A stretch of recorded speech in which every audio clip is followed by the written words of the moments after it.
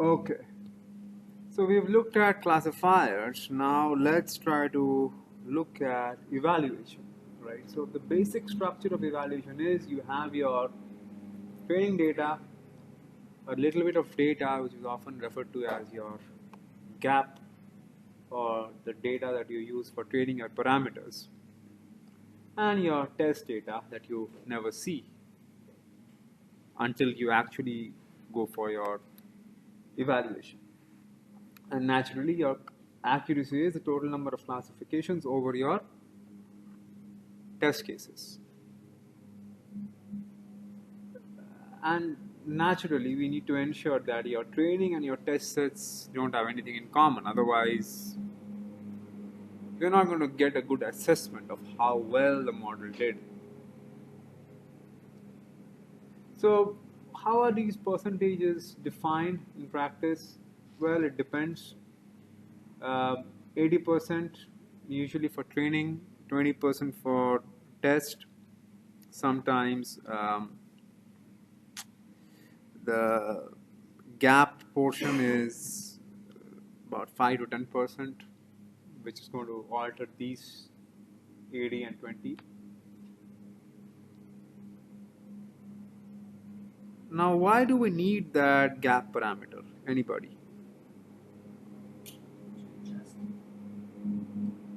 Let's say we have multiple decision trees.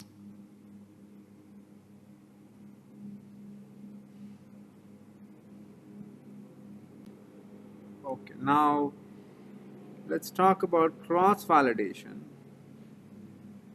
What is cross-validation? You see, sometimes you might want to evaluate your data over multiple bins. Yes? What does the accuracy tell us then when we completed the cross-validation? Well, the cross-validated accuracy is the accuracy of different segments of your data as a test set. So it's more of like an amortized value across your entire data.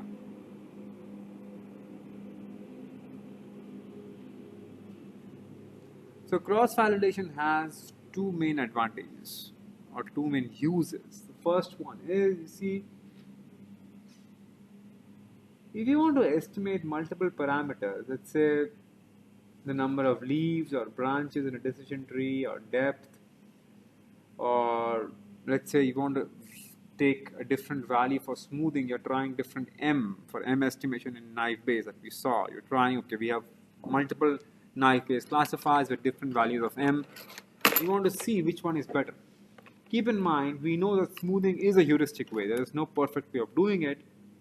So cross-validation is quite handy here because now you have multiple models, and this is a mechanism that can allow you to evaluate a model across the entire data that you have. And you have multiple models. So you just plug in different model and you compute the cross-validation accuracy for each model. So the result that you get is a lot more stable because now you have a value that has been evaluated across different segments of your data. So it's more, I would say, robust or reliable as opposed to just having a standard fixed test and train.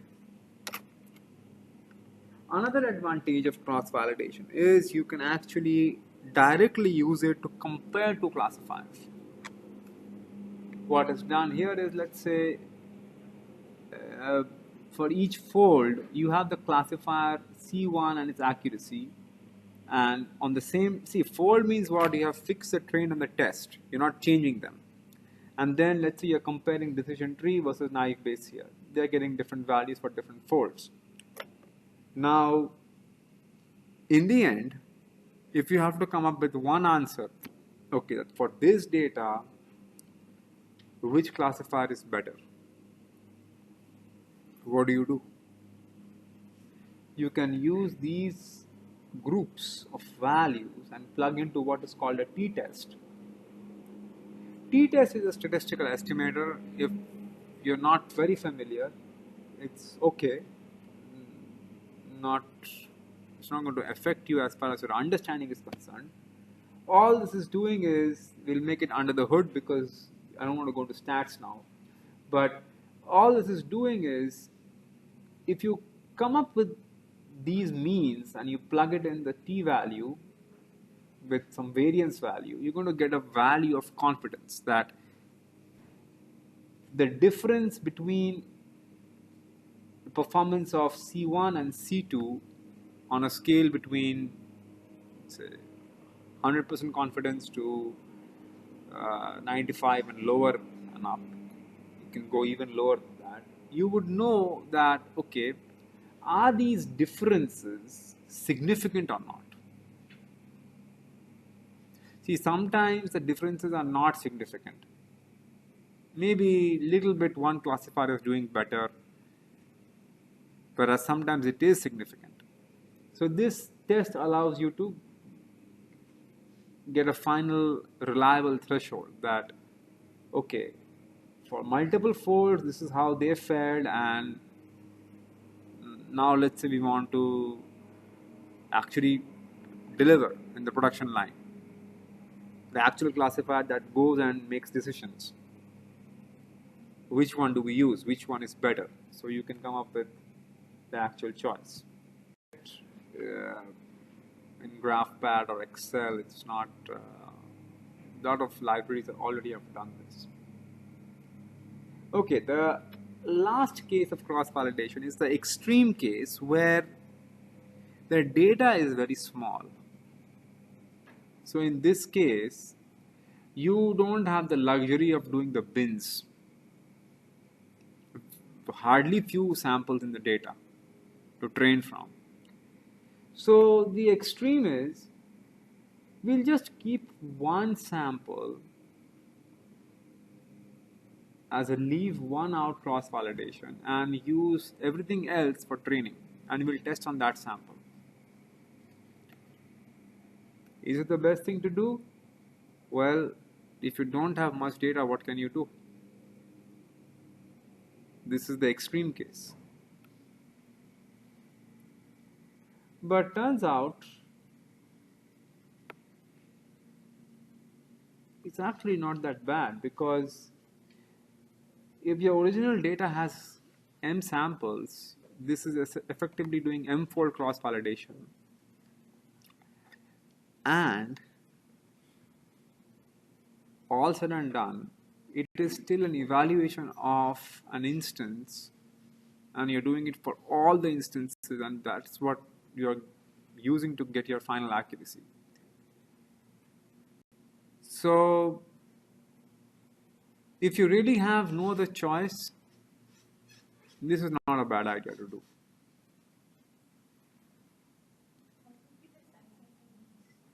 Size of? It depends on how many fold cross validation you want to do. Suppose you have 1,000 examples and you want to do 5-fold cross validation. So each bin is going to have 200 samples. So usually cross validation is done based on the number of folds, 5, 10, 15, like this. But here's the thing. If you have extreme cases of cross validation, you leave one out. If you have 3-fold cross validation, you reach the other extreme. Now, one thing to be careful about is, you see, if your number of folds in cross validation is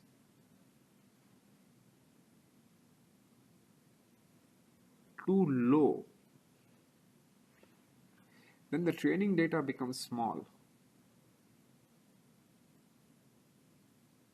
If you have 3-fold cross validation, then the training data for 3-fold cross validation for 1-fold is smaller than if you would have tenfold cross validation, right? Now, this is where a trade-off has to be taken care of, because at the very end, a model is not going to do well if it is not given enough training data, right? So, to be careful with that. Okay, so I think let's quickly go over like classification measures, and then we can kind of wrap this up with these questions so that we don't go further. The idea is, see, we're looking at, till now we've looked at accuracy as the only measure, right? 1 minus the error. In most cases it's fine, but there could be cases where we're interested in the minority class. Things like, you see, for intrusion detection systems, right, or credit card fraud, let's say, a credit card fraud rate is about 0.2%. Now, if we have a classifier that detects most of the non-fraud as non-fraud, since the fraud percentage is very less, this classifier accuracy might be very high. But it doesn't mean much, because when it comes to actually the minority class of fraud, if it is not doing well, it's not good. Same for intrusion detection. You have 99% accuracy of a classifier, probably it's not doing well, because we don't know what happens to that 1% class. How well is it doing? So we need two other classes, or not classes, sorry, measures. They're often called precision and recall. I'll cover them. But before we get to them, I think it's important that you digest as to what is the problem with just accuracy as a metric. It's not a complete metric, right? On your overall performance, right? In the sense that if you have a few examples of the class which is of your actual interest, and if that happens to be in minority, even though the accuracy is high, it would really not imply whether your classifier is detecting the minority class. So this is where the other two metrics come in, where we have precision and recall. See, precision simply means the fraction of discovered positive or relevant instances which are actually positive.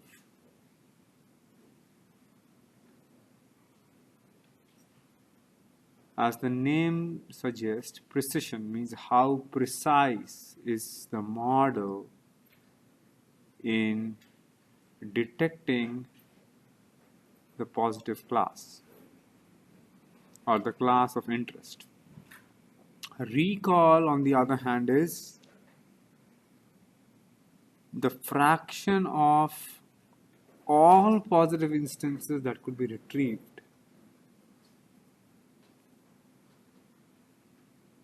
So if you have a confusion matrix where we list all possibilities, see what all can happen. You can have, suppose it's a binary classification, and in the case of, let's say our task is detecting which credit card transactions are fraud. Okay, so either some of them could be actually positive, that means there was a fraud transaction and it was classified by the detector to be actually fraud. So they will land up here, right? Actually positive and also classified to be positive. So that's true positive. That's why the abbreviation TP. What else can happen? You can have actually positive examples classified as negative. So that is false negative. Why false negative? Because the example was actually positive. The classifier thought it to be negative. That's why false negative. Then you can have false positives, right? Something was actually negative, but the classifier thought it to be positive. And the last case we have true negatives. Now, you tell me what is precision and what is recall based on the definitions that you see.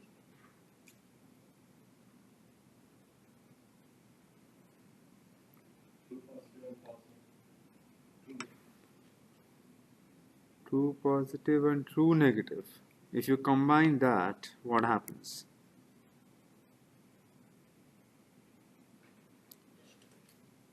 What is accuracy?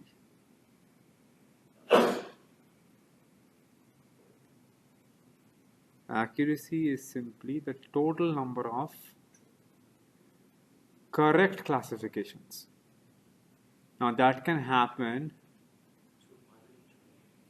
when you add up the true positive and true negative divided over all the elements in the confusion matrix. That is your accuracy. Now, how do you define precision and recall?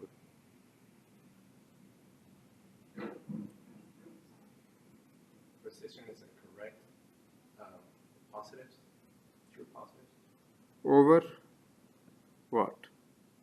Overall identified by positive. True negative.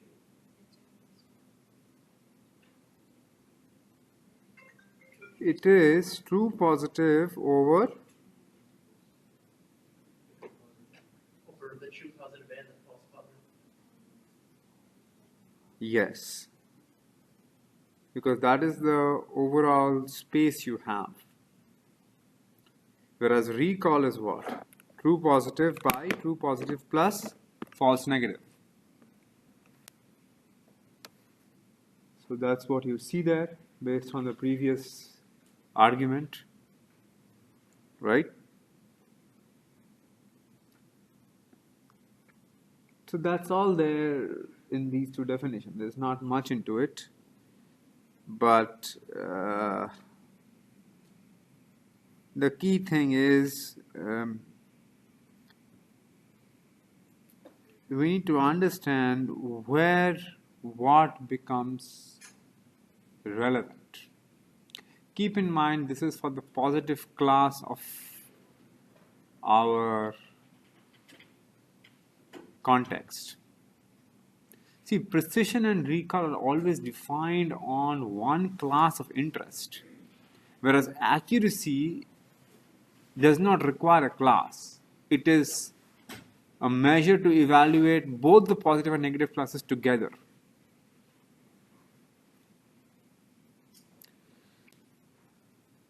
That's why the important point to note here is they are defined on the positive class or the class of interest, in this case the credit card fraud transaction class, and which is precisely the reason you have true positive in the numerator for both precision and recall. Now, what would be the recall for the negative class? Anybody? True negative over true negative plus false positive, right? Okay, so you're getting it. Now, again, we take a hard example and see that, let's say, a data set has 100 positive examples and 1000 negative examples. Some classifier, let's say a naive base, was trained, and this was the result after the classification was evaluated. This is what the confusion matrix looked like. So what is the accuracy here? 1001 over 1100, right? Which is quite high actually. How much is it? 1001 over 1100. Okay.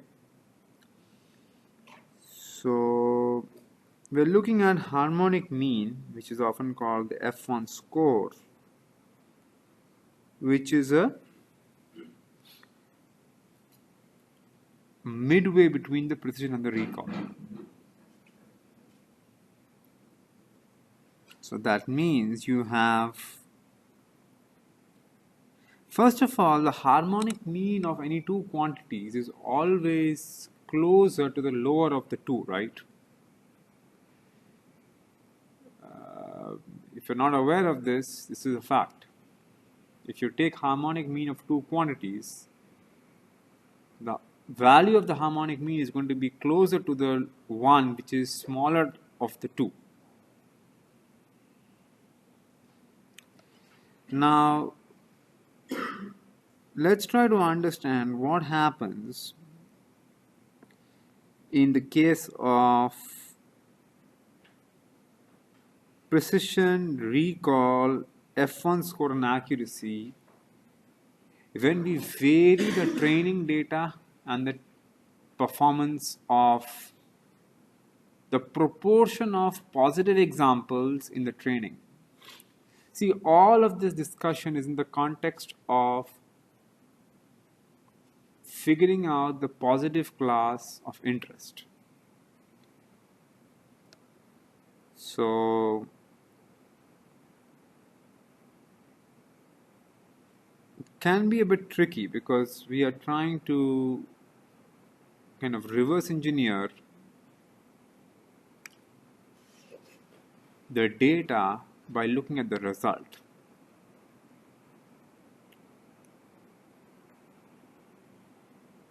So part of it is homework for you to kind of really understand what's happening.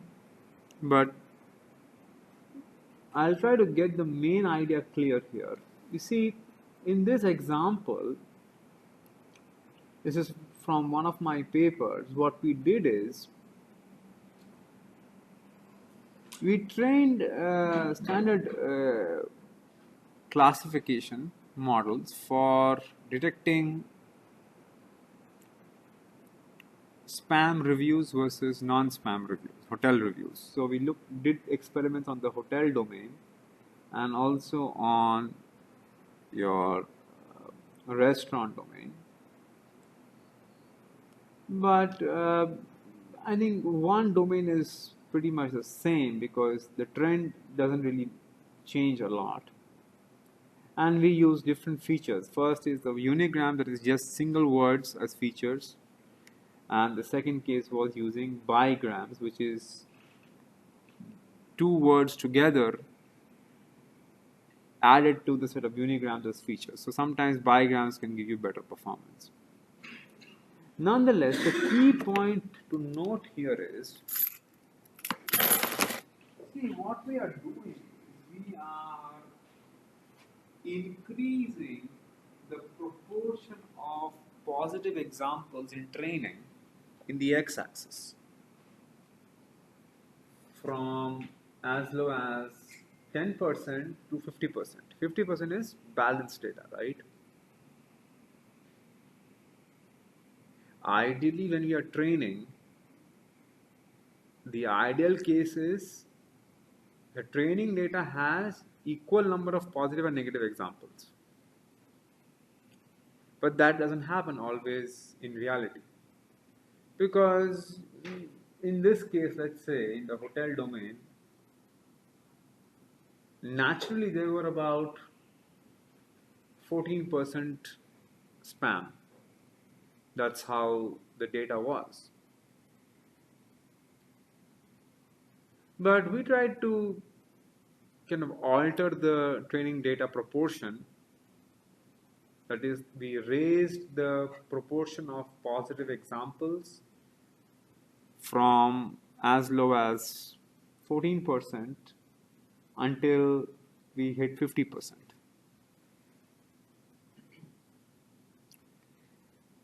And for each of those training proportions, what you see in the y-axis is the precision, recall, accuracy, and F-score of the corresponding classifier. So the plot is deep. It has a lot of information compact in one plot. So is everything clear till now what we have covered? Okay, so can anybody explain the first plot? What is happening?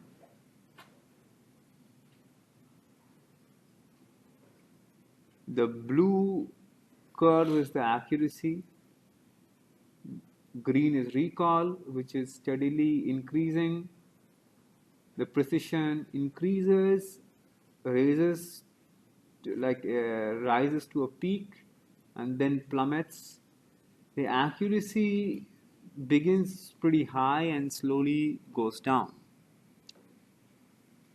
What is happening in the data that explains this performance? So what was the x-axis? X-axis is the proportion of positive instances. That means spam reviews in the training data. And y-axis is the result of the precision, recall, accuracy, and F-score of a particular model trained for that corresponding x-axis distribution. It's a dense plot. There are a lot of things happening inside it. But if you get this one plot, you will get everything. The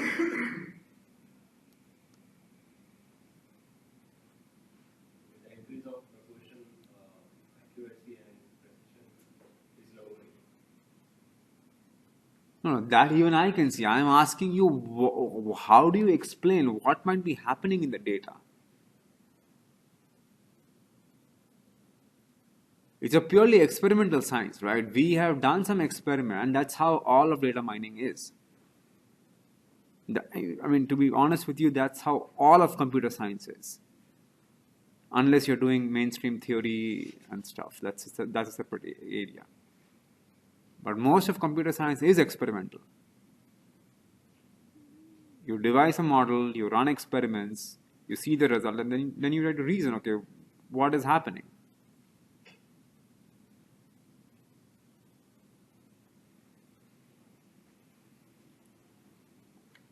It's not that hard. I mean, just try to understand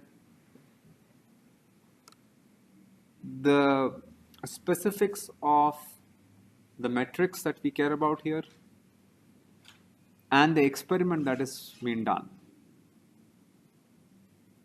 Then Yes. it's positive detecting spam or not? Yes, positive is detecting spam. That is the class. Okay, yes, that's a good point. So here we are talking about spam as the positive class and the other is non-spam.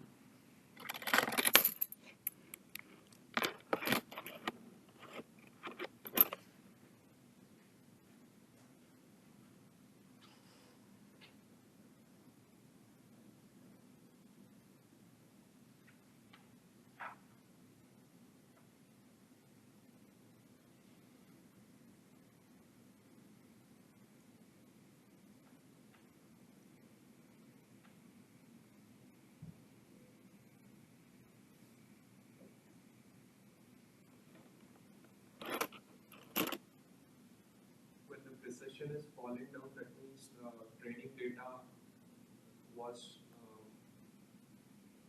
till 30 it was matching to the test data, and suddenly the test data started differing from the training data. Because it has more negative instances. Yeah, data is not distributed. See, precision. See, what is the easiest to interpret here? I'll give you a hint. The recall steadily increases. Start here. You have more negative examples of training data than positive. False. See, one is we don't know what the test data or how the test data is comprised. We are oblivious to that. But we do know that in the test set, we are concerned in detecting the spam class or the positive class. Now, the recall is steadily increasing as we are doing this experiment. What is that experiment? That we are gradually increasing the proportion of positive examples in our training set. The vocabulary which you have detected for spam is Yes, so you see, this is probably the safest handle to start with, because we are increasing the examples in the training data, positive examples. Naturally, the recall, that means the coverage of the classifier in detecting every spam in the test, is also increasing. Everybody clear on this? This is the, yes. Go ahead. What is it that is not clear?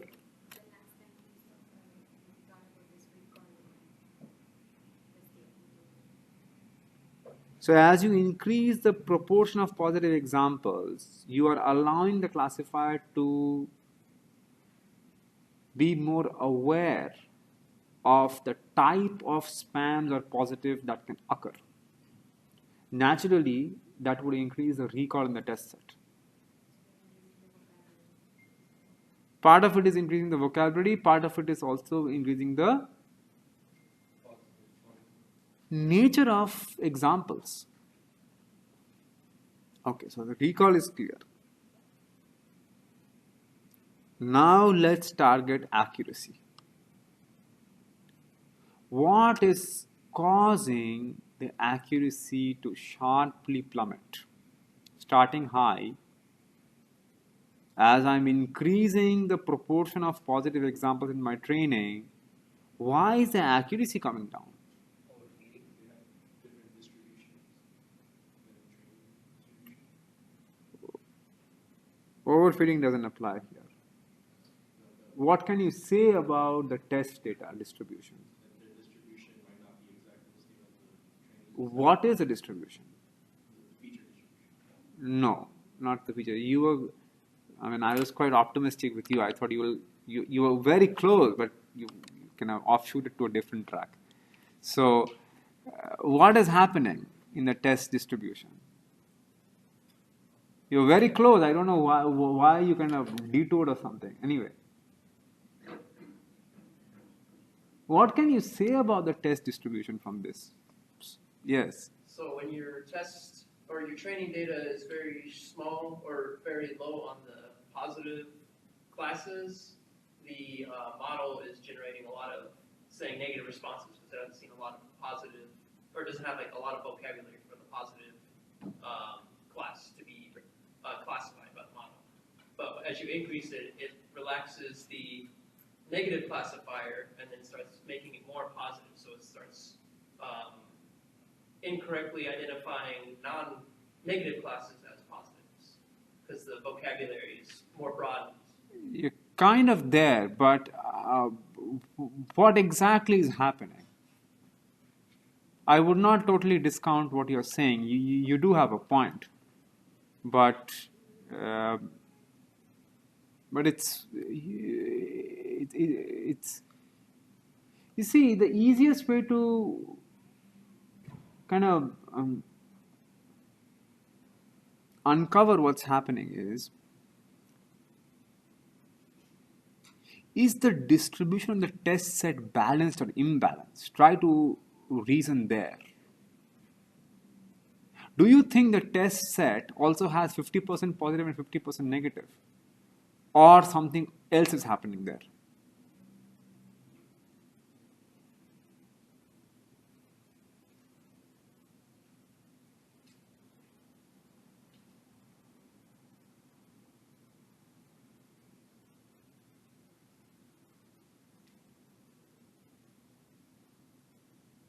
Can't we reason that probably the test set is imbalanced and initially when the proportion of positive in my training was less? Pay attention to what I'm saying because this is very deep and very subtle. So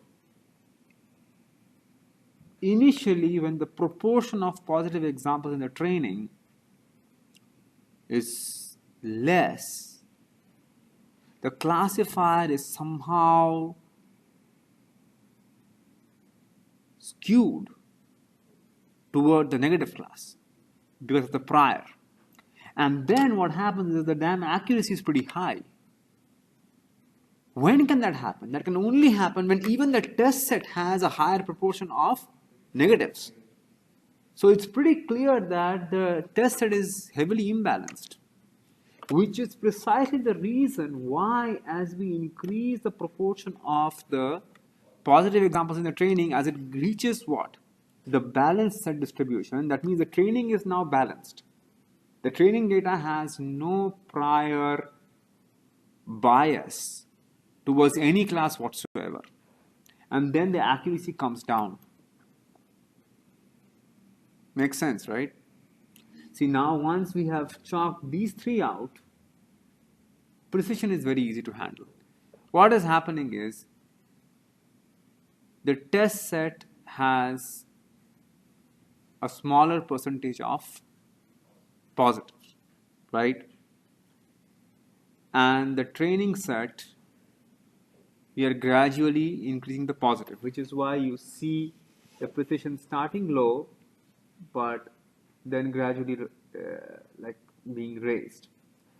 Beyond a point, in some cases, you see this hump can happen in this way or some zigzag pattern, but beyond a point, there is a decrease in precision. Now, what is happening here? How could you explain this?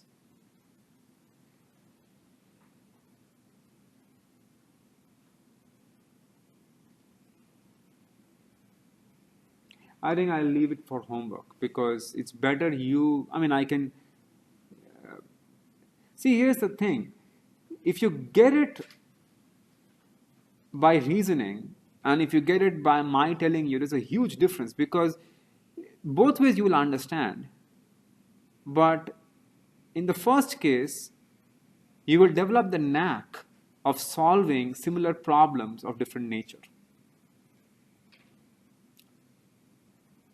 So I think it's better that you exercise your, I would say, discernment in trying to reason as to what might be happening.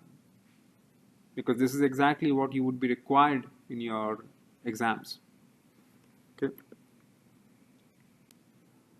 Now, let's talk about what we call the receiver operating characteristic curve. Now, this is a very important topic because, yes, Can you go back to the previous slide, please? I can't go back because the recording would stop then. Bigrams, what do you mean by that? Bigrams is just another set of features. You have individual words being featured. On that feature set, I've added two words together as a feature. But no, just without the space. It's just that the sequence, right? Two words in sequence. So how does it understand that there are two words and it just understands it? It's just that how does it understand that there is one word? Presence of that word. If I have a word like, let's say, some random word as a feature, when that word appears in the document, that feature is present, right? It's the same way. If I have two words consecutive as a bigram, when those two words appear in a document, then that is a feature. So it is kind of you could call it a quick fix way of dealing with sequences in knife base, but not because we didn't deal with sequential probabilities in knife base, right? In fact, knife base doesn't deal with sequential probabilities because the very name knife means we assume conditional independence. Okay. Now coming back to ROC curve. Now you see this is a technique to evaluate a system graphically. What do I mean by that? Here we can plot the classifier's performance across different thresholds when they are varied. And it has connections with ROC, with precision, recall, and accuracy, but the main application where this is used is when a classifier needs to rank certain test cases. When ranking is important. And ranking is very important because let's say you search for something in Google. Basically, what is it doing? It is trying to classify all that you searched for. Is it relevant to your classification? Relevant versus irrelevant. That is the classification it is doing. Now, beyond relevance, it is also ranking. That means how relevant is the first search result or second search result to what you queried for. Now, in our case, what we would do is we would assume that you have a classifier that can generate this ranking. Can knife base do this automatically, right? Because the probability allows you to rank. Decision tree, how can you rank? Confidence percentage. How would you rank the output of a decision tree classifier? Let's say there are two classes, positive and negative. And I'm trying to generate a ranking of likely positive. So for knife base, it's quite standard, right? I'll just take the probability of being positive and then I'll rank it. For decision tree, how am I going to do it? Height of tree? How would that help?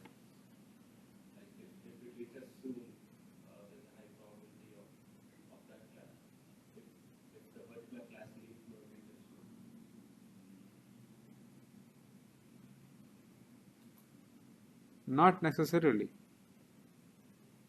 It just depends upon the feature value.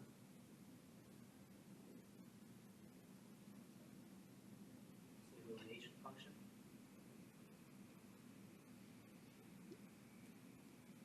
This is non-trivial. You have to think about it. This connects with the question that I posed day before yesterday. How are you going to come up with the strength of classification for decision tree? Think about it.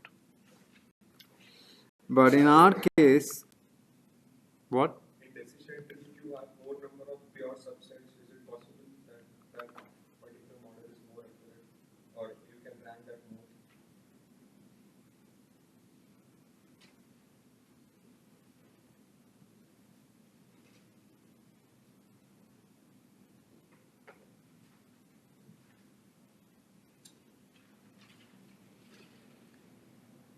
I would think so, yes. stands to reason, because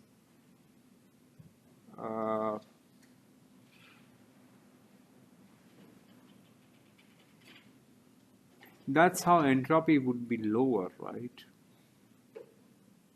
And if entropy is lower, I would argue that its so-called contention with the other class is greatly minimized, which in other words implies that the likelihood of being positive is high. Okay, now real quick recap. We know true positive, false positive, all those things we know. Now what is the true positive rate? True positive rate, or TPR, is the rate at which the model discovers the positive class correctly, which is true positive over true positive plus false negative.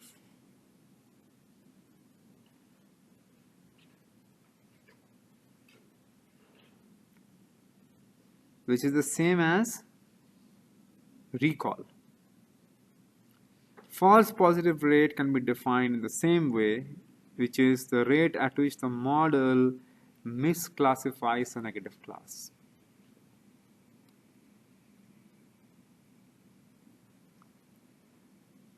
Which is false positive over true negative plus false positive.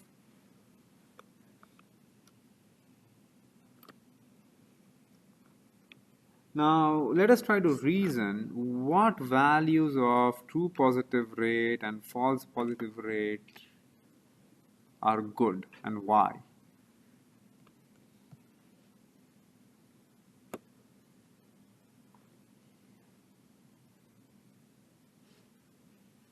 What happens? So let's look at the extremes, right? You can only see it's a ratio, so it will always be between 0 and 1, right? So what happens when you have a true positive rate of 1? What does it mean?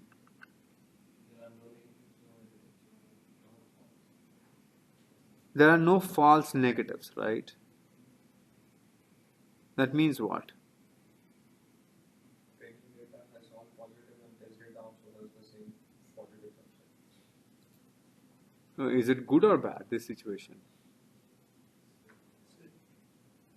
Good for one class. This is the ideal setting for the positive class. The classifier has been able to recover every positive example that is hidden in the test set.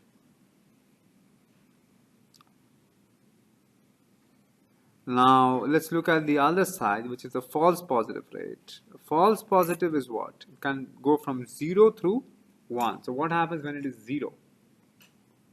What does it indicate?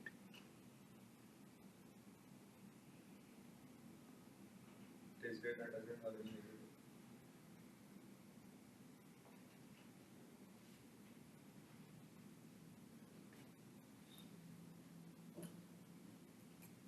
If false positive 0 means what? You don't have any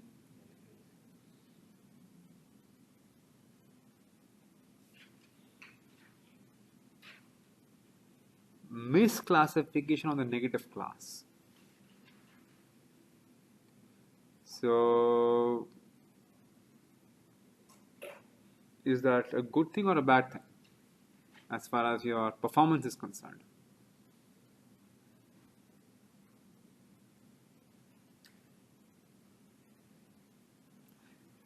This is a deep topic. You have to really understand what's happening.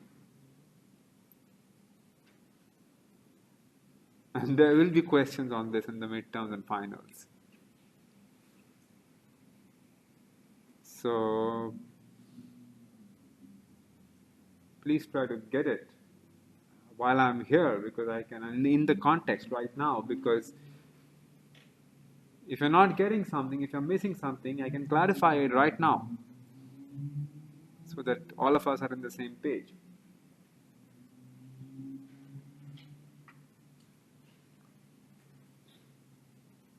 See, the false positive rate, when does it become 1?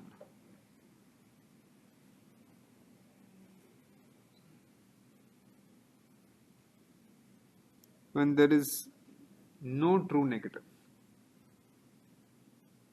That is one extreme. The other extreme is you have a false positive rate of 0, which means there are no misclassification of the negative class. So you have two things. At one side, we have an FPR of 0, that is no misclassification of the negative class, and on the other hand, we have a true positive rate of 1, which is a perfect recall or a coverage of everything that was positive. So I think it's quite clear this is the most ideal situation, the perfect classifier. It doesn't misclassify, at the same time it gets everything that is positive in the test set, right? A lot of variation, different zones, you could say, the classifier rambles around.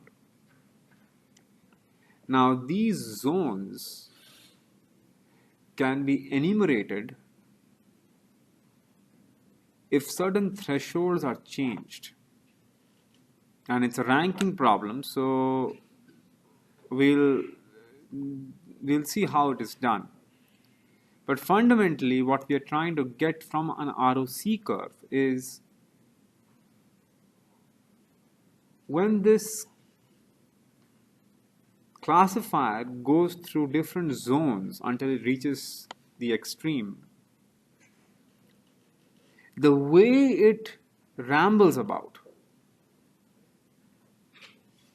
that can talk a lot about the inherent quality of the corresponding classifier. So let's dig deep into this. What you are seeing is, suppose we have 10 test cases, okay, and a classifier has been built. It has ranked the 10 test cases as shown in the second row, and this ranking is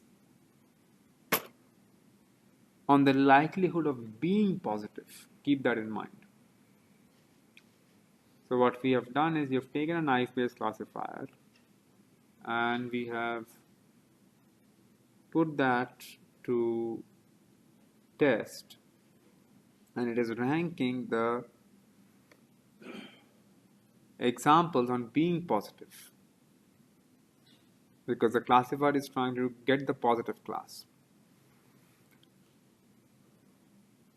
The second row is, so that's the first row, right?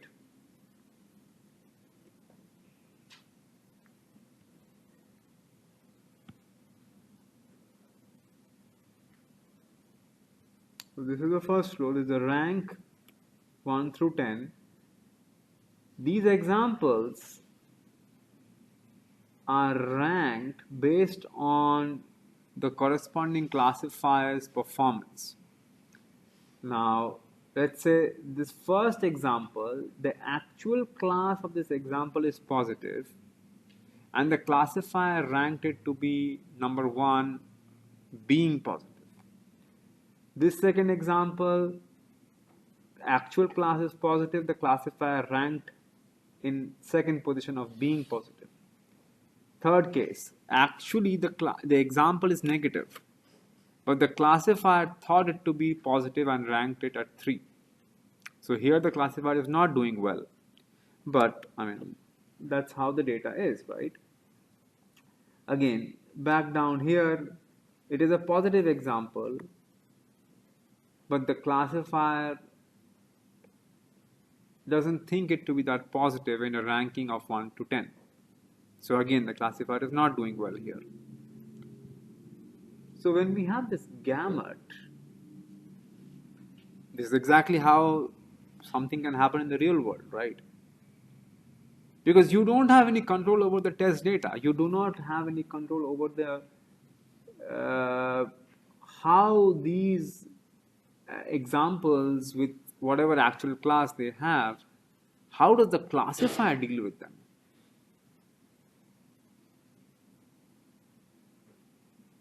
But this kind of, I would say, variation can give us a good understanding of, okay, how does the true positive rate and false positive rate change? Okay.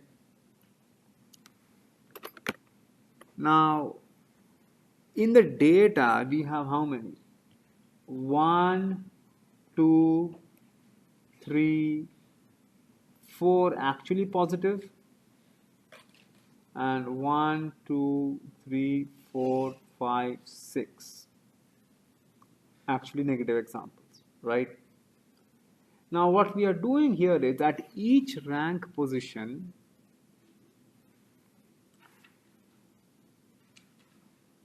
we are trying to estimate the true positive, false positive, true negative, and false negative. Now, please pay attention, because especially if you don't have a very good understanding of true positive and false positive and all those things, this may not make sense at the very beginning, but it will after repeated attempts. So if you're not getting it first shot, it's perfectly fine, because it is a bit convoluted. But I'll try my best to clarify this. So the easiest way to understand this is assume true positive and false positive apply up until the rank position that we are looking at.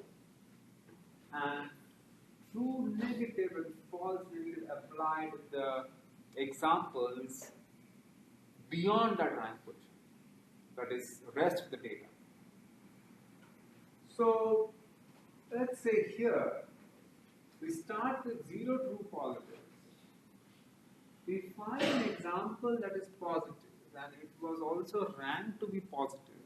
So naturally my true positive increases. I go to the second rank position. I see another positive example, also ranked to be, see, all of these are ranked to be positive, right? But then we have to look what is its true identity. Every example has its own identity, right? So something was positive inherently, and it was also ranked to be positive. So naturally, as and when I observe positive examples,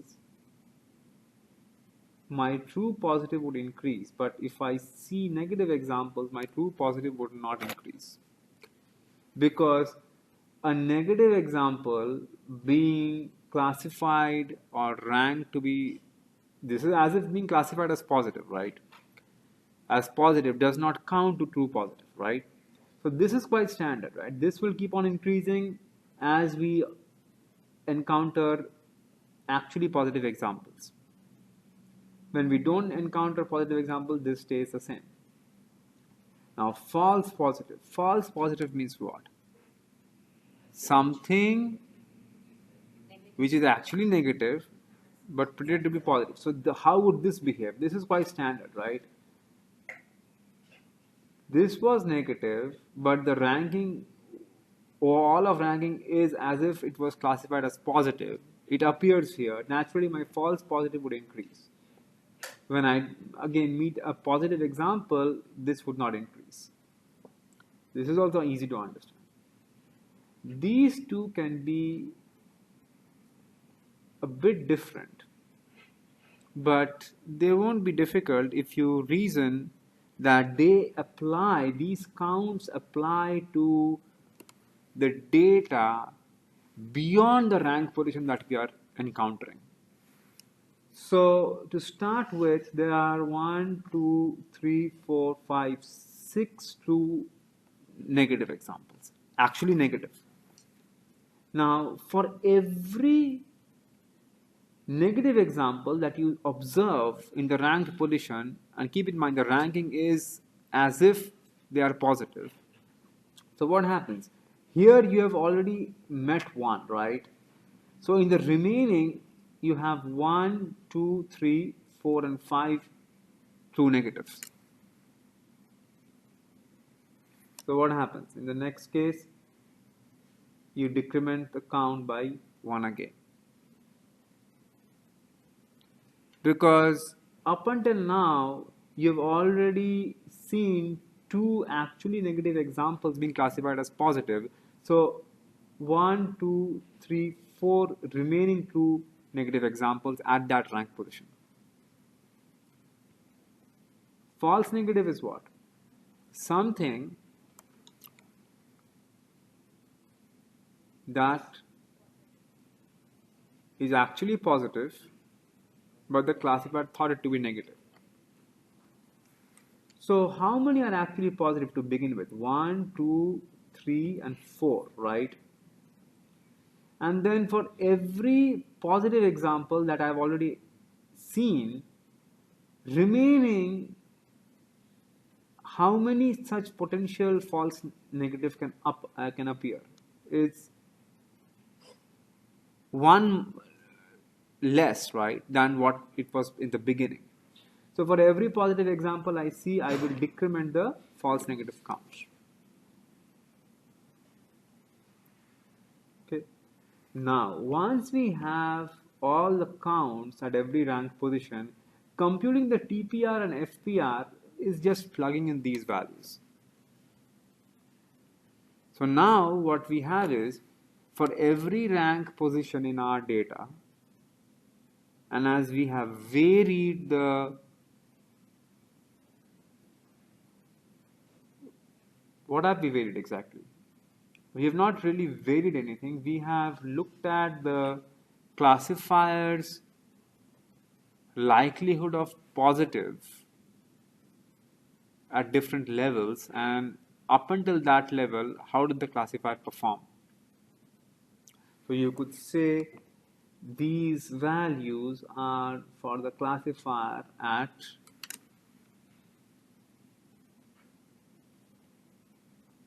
levels where the classifier is probably placing, I mean, the classifier is performing at its best. Because ideally, if a classifier makes mistakes here, they are, I mean, they imply worse performance than some mistakes being made here. It's like if you have irrelevant results to your search in the first 5 results, that's more annoying than if you have it in the 30th or 40th page in Google. Right? Because anyway, 30th or 40th page, most people don't go.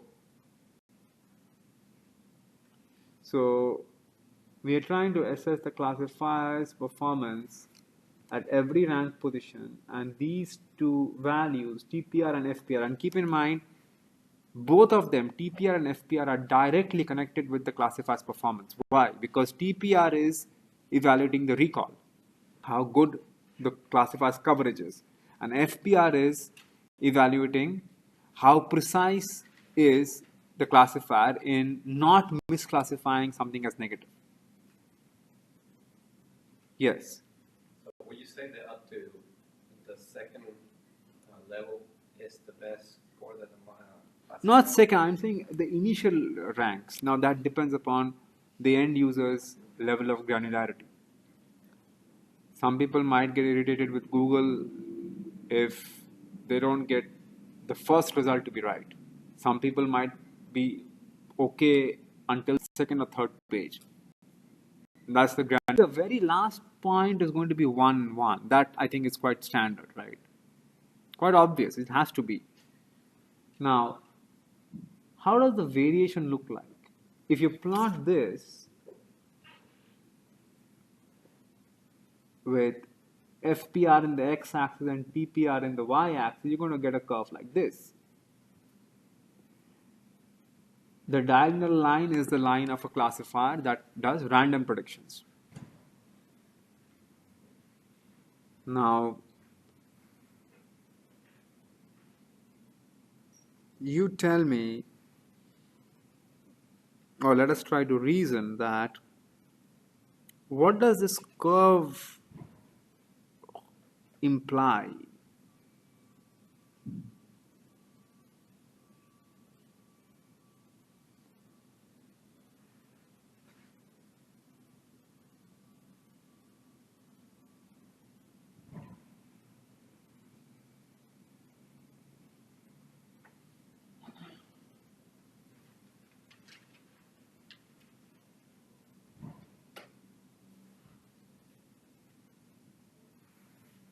What do you feel about this region area, the area under the curve?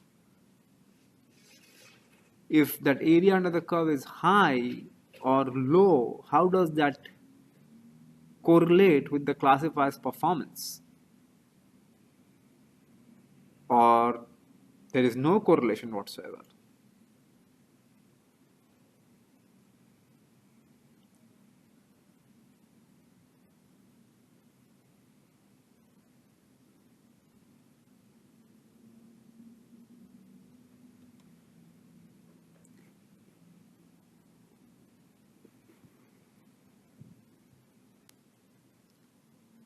So, if you have to compare two classifiers and their corresponding ROC curves, see in this case, for the same false positive rate, one of them is achieving a higher true positive rate, means better recall.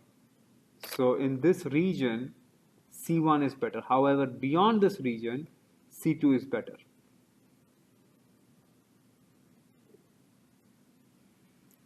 So overall, which is better?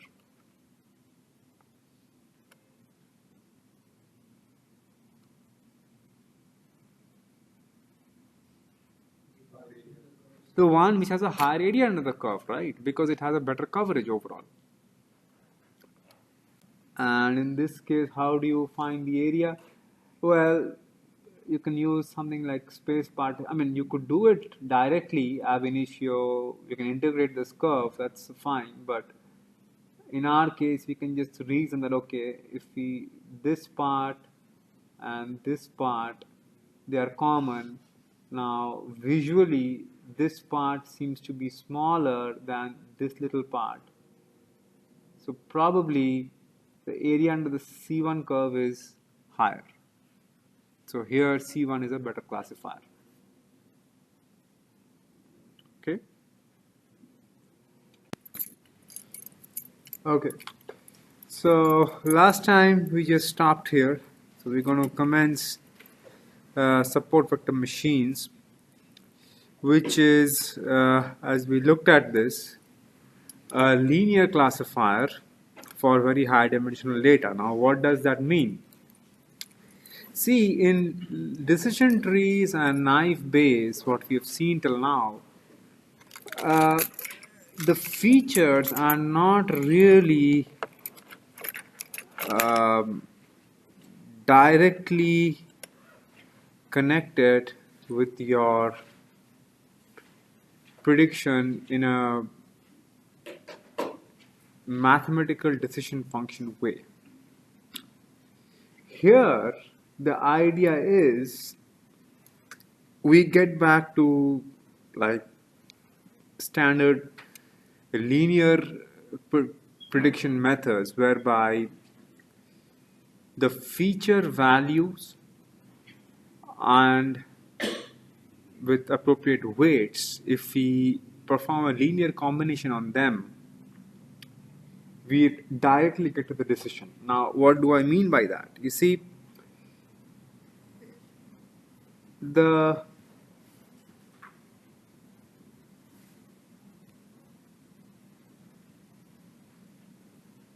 data, if we look at it in the vector form where x is the input feature value representation of the data and y is the response variable or your class variable.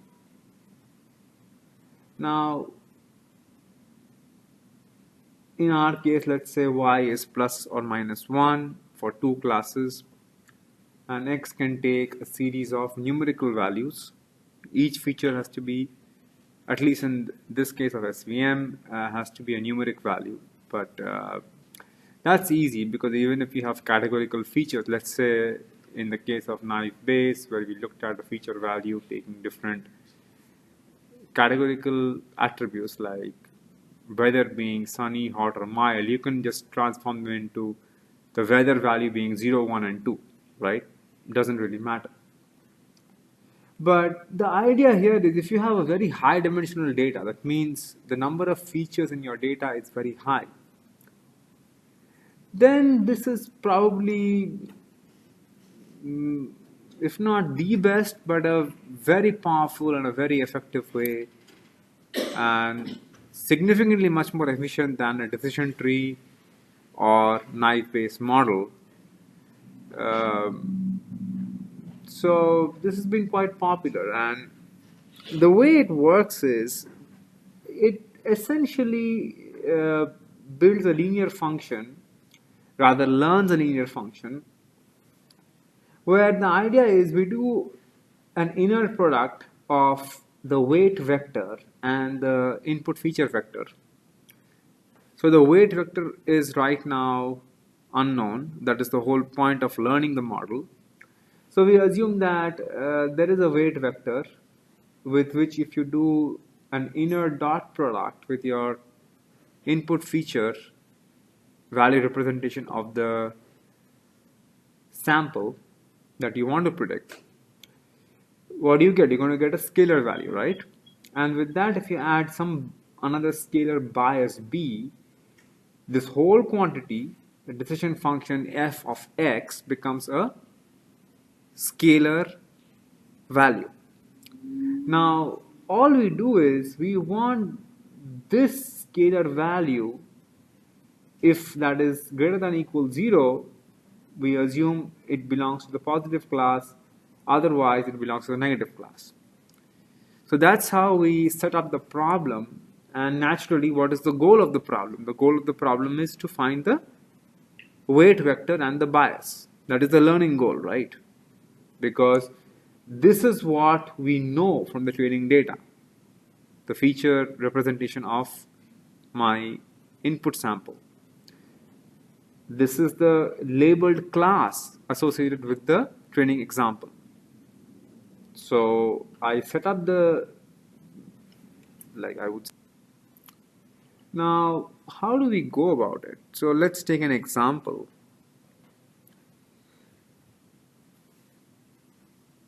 Suppose you have your data, n samples in your training data,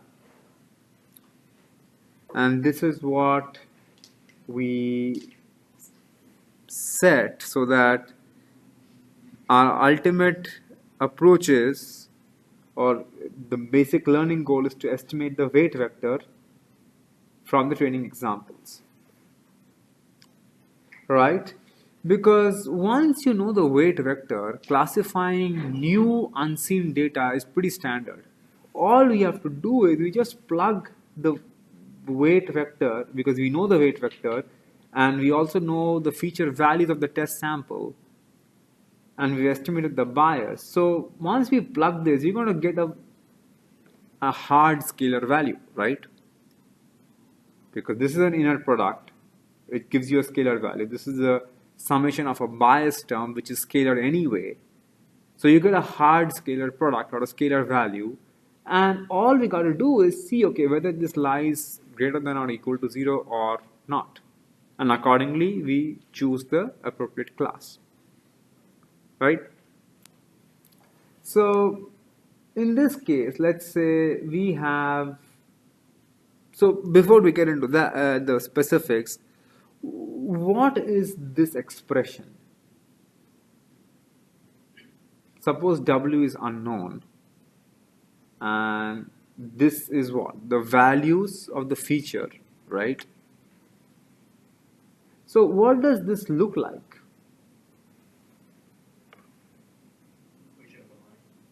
It is an equation of a line, right? Or if you generalize, if you have multiple, so in the case of, let's say, 2 dimension, right? So these examples that you see here, in this case, you see, you have 2 features, right? So the value of x sub a is one feature and the value of x sub b is another feature. And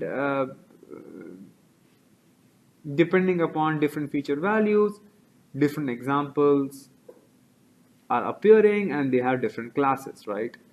So in this scenario, w dot product x plus b equals 0 is what? It's a line that is separating the 2 classes.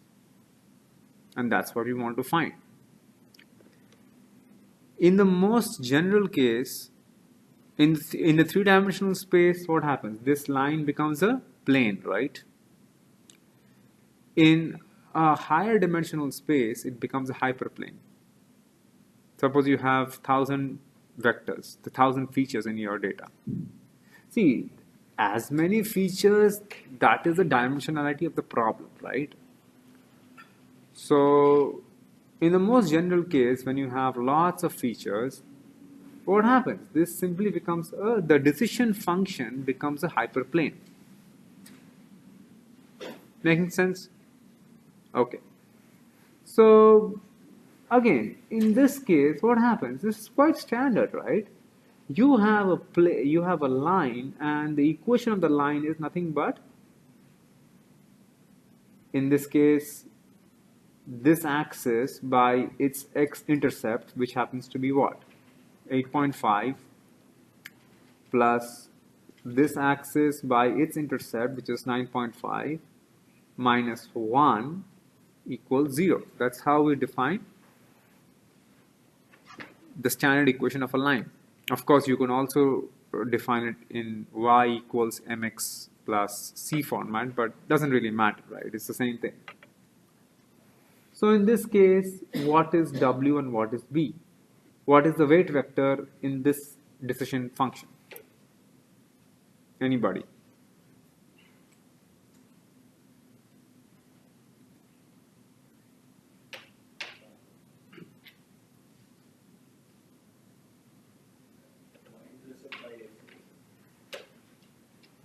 Well, you answered the slope. Yes, that is true, but what is the weight vector in this case? 1/8.5. Exactly, right? Those are the components which are used in this expression, right? That's what you see here. And the slope, as he just mentioned, the slope is what? Minus 8.5 over 9.5. Now, what is the most critical thing here? One is the tilt of the line. You see, depending upon how this decision function or line is tilted, that will govern how good a classifier it is, right? Because we have 2 kinds of examples here, 2 classes, right? So the tilt of the line is governing how good a classifier it is going to be.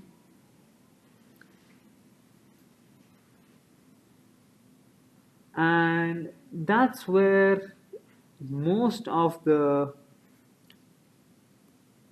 learning happens. You see, decision surface, right?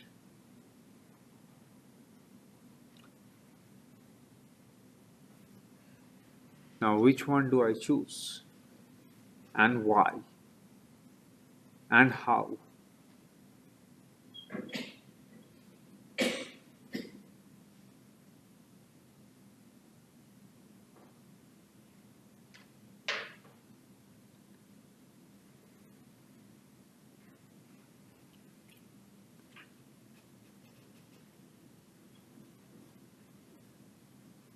essentially we are looking for the best separator, right? That separates the two classes. But there can be multiples, as you can see that. So what should be our criterion whereby we can assess the one that is most effective?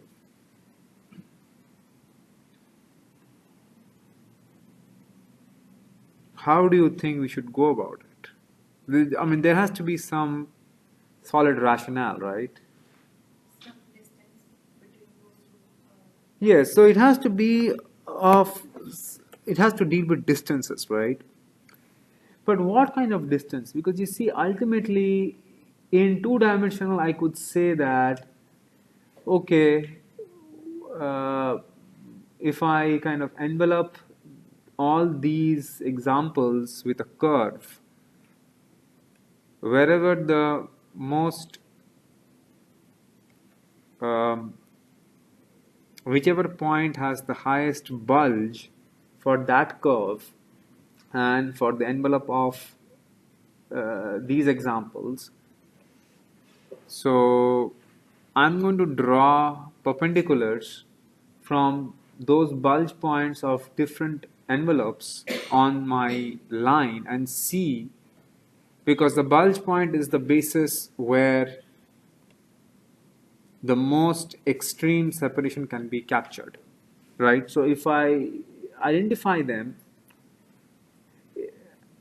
then it turns out that the length of the perpendiculars that I drop, wherever they are the shortest, that is the best. Or in other words, the hyperplane that maximizes the separation margin, right, between these two envelopes. So, as we saw just now, that the idea is to find the maximal margin hyperplane that separates the two classes at hand, in this case positive and negative.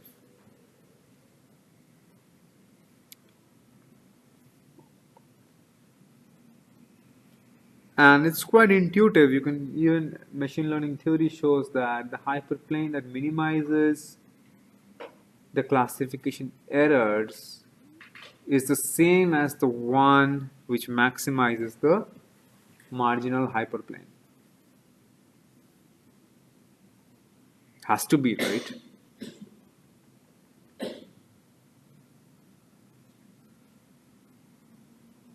Whichever candidate hyperplane creates the maximum separable margin between the two envelopes, naturally that would be the one that produces the least classification error, right?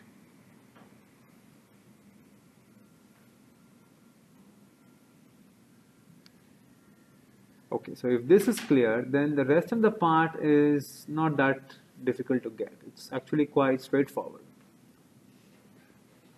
So,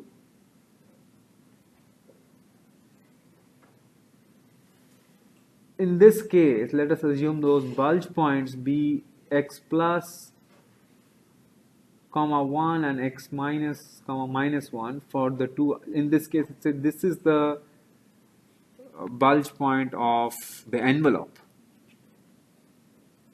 See, why I'm calling it an envelope? Because in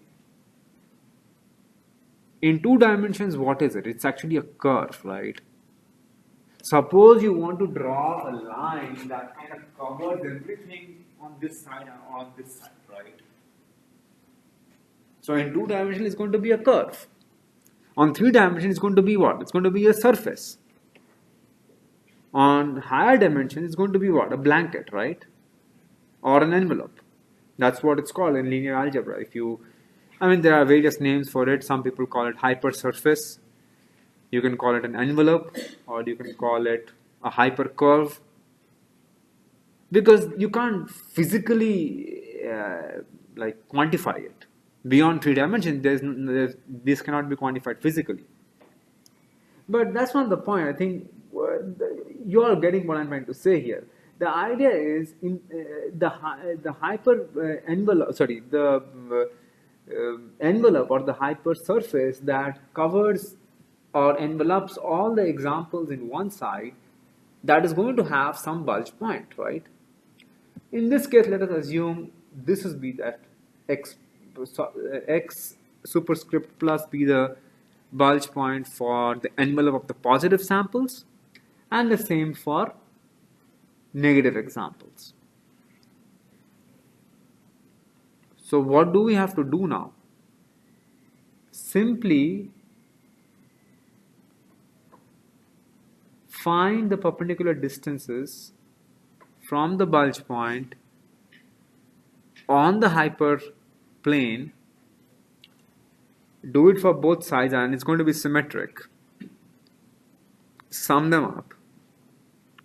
So we get the marginal distance, the distance of the margin that separates the two envelopes, right? Once we have got the distance, all that we have to do is find the same distance for all potential hyperplanes, because we saw there can be more than one, right, depending upon the tilt, and simply choose the one where the marginal distance is maximum. See, I want you to understand that margin means what? Separation margin, right? So the separation has to be the highest.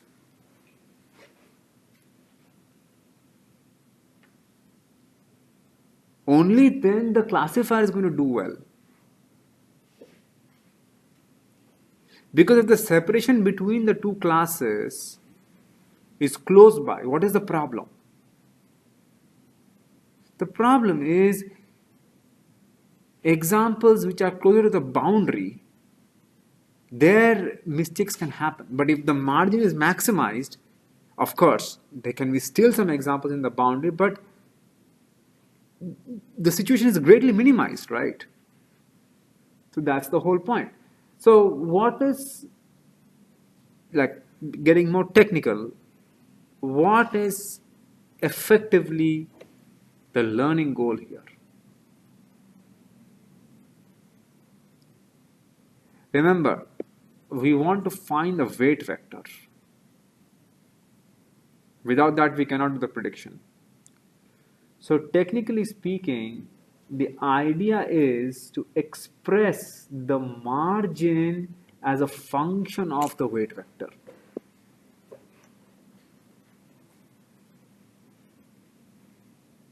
Only when the margin is expressed as a function of the weight vector, we can employ our minimization approaches on the margin. And since a connection has been made, I would get the appropriate weight vector that delivers the maximal margin hyperplane. Algebra can be quite effective. So let's just quickly go over it. For many of you, this could be, quite obvious. So just bear for some time. Basically, what do we have in the case of a vector? Vector is what? A head minus tail, right? That's how the standard vectors are defined. Now, a plane could be specified by a few ways. One is, let's say, any point on the plane P is what?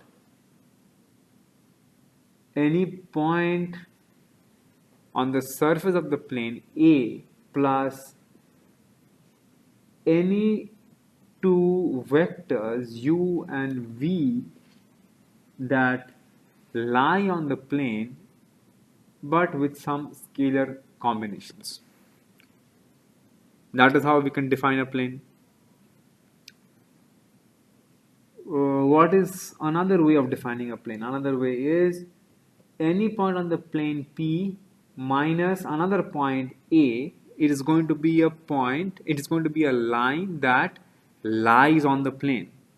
Because if you have 2 points on the plane and you do a head minus tail on them, what are you going to get? You're going to get a vector that lies on the plane, right?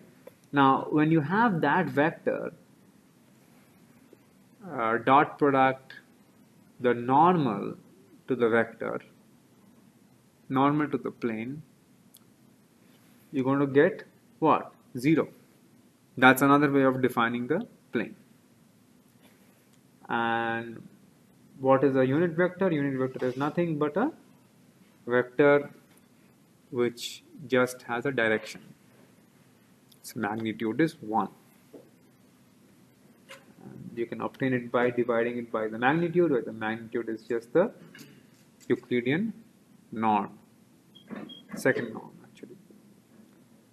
And as long as the plane normal is retained, the plane will shift parallel to itself, right?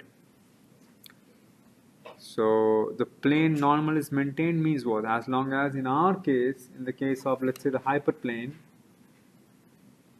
as long as the weight vector is proportional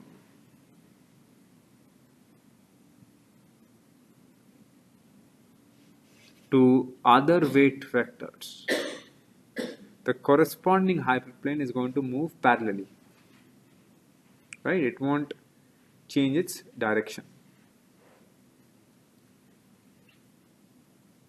And that's important because what we want to do is, so what are we doing here? It's quite standard actually. What the trick of getting to the basics is certain algebraic parameters we set whereby it makes our computation easy. So it might look daunting, but it isn't daunting. I mean, you'll see it's actually quite standard. So let us assume the positive and negative envelopes where, see, this is how we have set our learning problem, right? We allow all the positively labeled examples in our data to range in this region and the negative examples to be expressed in, see, inequality means what? It's a region, right, in the hyper dimension. Any equality in n dimensions is what? Either a plane or a hyperplane. And any inequality is what? It's a region, right? So that's how we have allowed our examples to lie in these regions. And let us say the corresponding parallel hyperplanes passing through these bulge points be assigned +1 and -1. See, it doesn't really matter what kind of parameters we set here because after all, W and B are unknowns. We are trying to express them in terms of the weight vector and the margin. We're trying to connect the margin and the weight vector. So setting these props you can call is just a matter of convenience of what allows us to make this algebraically convenient. Because in the very end, it is just a matter of translation. Where exactly in the space is happening? Whether you set them as +1 or -1 or +100 and -100 doesn't really matter. Now, in our case, it becomes easy because this is the expression of the hyperplane that we have assumed. Let the hyperplane be of such form where the right hand side is 0, and since we have two classes, plus and minus 1, setting these parameters helps a big way. Now, what are we doing here? Let's get back to the basics, right? So, H plus is this plane, the plane that is a tangent at the bulge point for the envelope of the positive examples, right? The same thing for H negative. Now this point x plus and the perpendicular once dropped on the hyperplane, which is xs, how do I express this blue vector? X plus minus xs, head minus tail, right? This is what? This is nothing but the scalar value, let's assume this is d sub plus, times a unit vector in this direction, right? And what is a unit vector in the direction that is perpendicular to the plane? It is the weight vector, right? So it is going to be d sub plus times, so this is the scalar, times the unit vector in the direction of the actual vector, which is the normal to the plane. And in this case, it's going to be what? The weight vector divided by its magnitude. That's how we can express x plus minus xs, which is this vector. Okay? At the same time, we know this bulge point is actually passing through this tangential plane because it is lying on it, right? So it must satisfy that plane. So if I substitute x plus in case of x here, I should still be able to satisfy this equation, right? That's what I'm doing here. W times x plus b equals 1. At the same time, the perpendicular that I dropped, the point where the perpendicular was dropped on the hyperplane, that point is lying on the hyperplane. So x sub x superscript s that you see here must satisfy the hyperplane, right? So w times x superscript s plus b should also be 0. I'm just plugging in the values where the planes are and they're just satisfying. Satisfying means what? The plane equation still holds, right? Now what I'm going to do is I'm going to subtract this equation from this equation. So what do I get? I get w times x plus minus xs equals 1. And I have already expressed x plus minus xs as a function of the margin. I substitute this one here. What do I get? I get an equation that connects my weight vector and my margin. That's what I wanted. And this is standard algebra. What I'm doing is, this is actually quite simple. You have W, right? W inner product. So this is a scalar, forget about it. This guy is a vector. So W inner product with itself, you're going to get what? Magnitude of W square, right? If you make a vector dot product or inner product with itself, what are you going to get? You're going to get the square of the magnitude, right? Yes or no? How many of you are not following? Come on, I mean, you gotta tell me. If you don't follow something, then that's homework for me, right? I mean, just be straight. I mean, if you're not getting it, it's perfectly fine. There's no problem. I need to make sure everybody is in the same page. Okay, everybody is getting it then. See, fundamentally, your dot product is what? You have component-wise products, right? Suppose you have, let's say, you have vector A times another vector B. What are you going to do? You are simply doing, actually, not two, it's going to be just one. Anyway.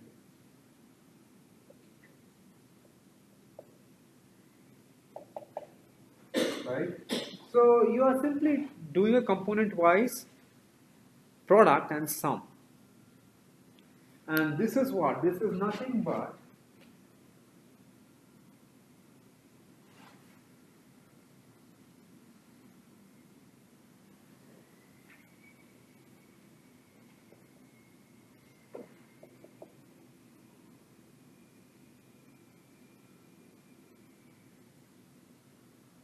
what is this? This is your magnitude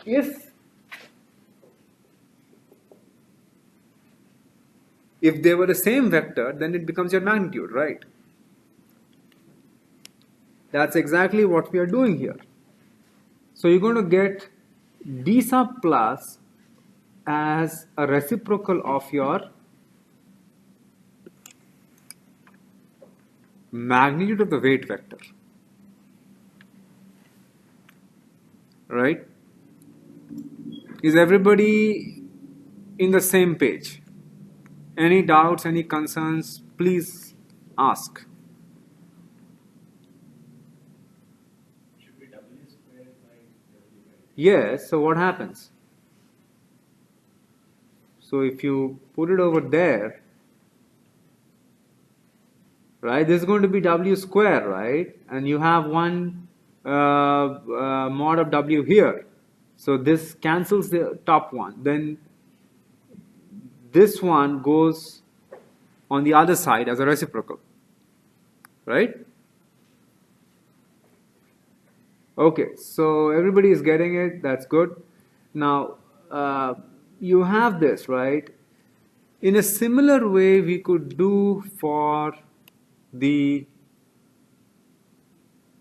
marginal distance from the negative hyperplane. Now, it's interesting to note that this expression has nothing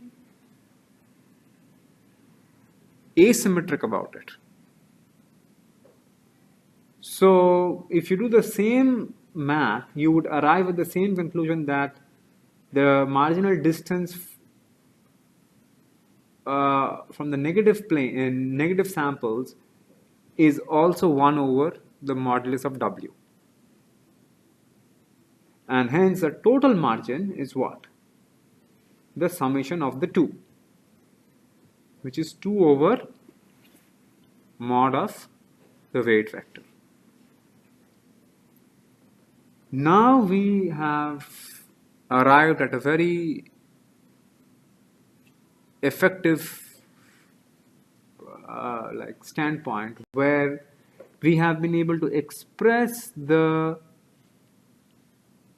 marginal distance as a function of the weight vector. Now it's easy. All we have to do is find that hyperplane where the separation margin is maximal. That's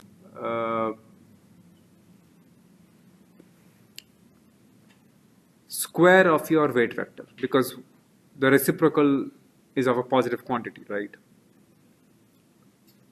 So given our training data, what do we have? We have a linearly separable training examples. Keep in mind, we are doing a linear SVM. That means we are assuming that the data is such whereby such a separation is possible. Sometimes it may not be possible. We'll look into that. But for now, we are looking at separable cases. So what is the learning goal? The learning goal is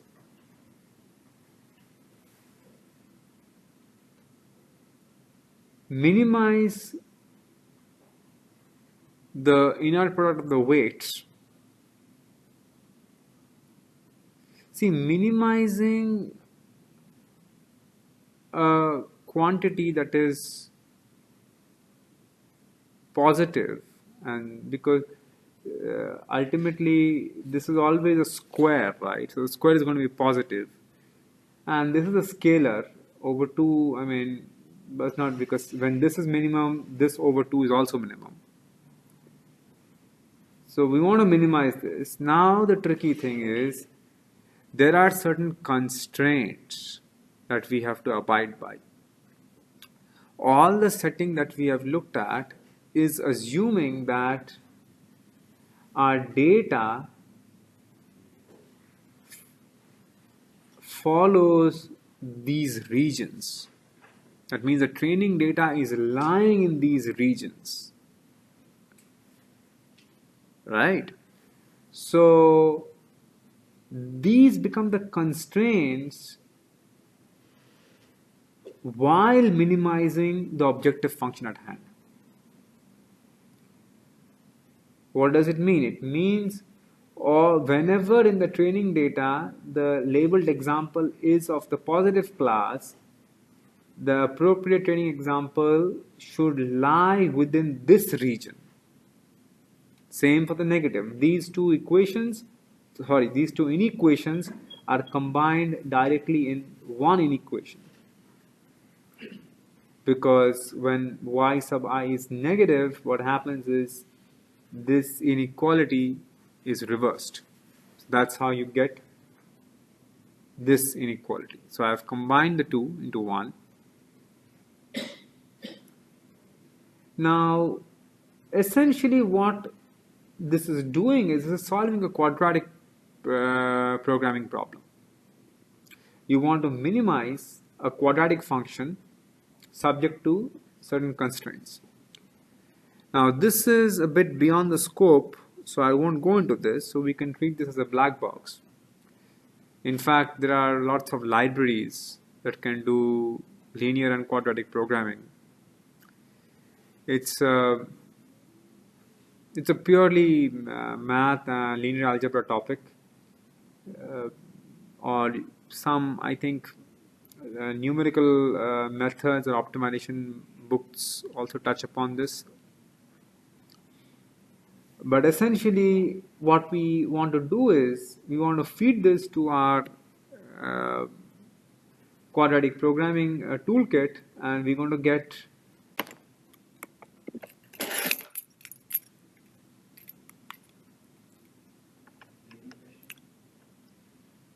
the solution is going to be a set of values of the weight vector, where the weight vector has attained a minimum value subject to the constraints we provided. Right?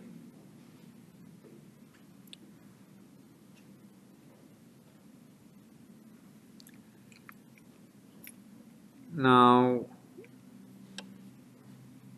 how do we deal with the situations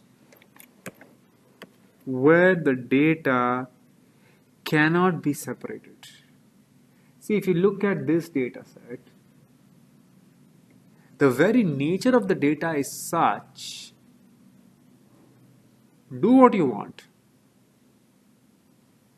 It is not going to be possible to have a linear separator. Because the very way in which these kind of obtrusive samples appear in the data, a perfectly linearly separable margin is not possible. Please try to digest the problem for some time so that before we go into the specifics of solution, you're clear as to what the problem is.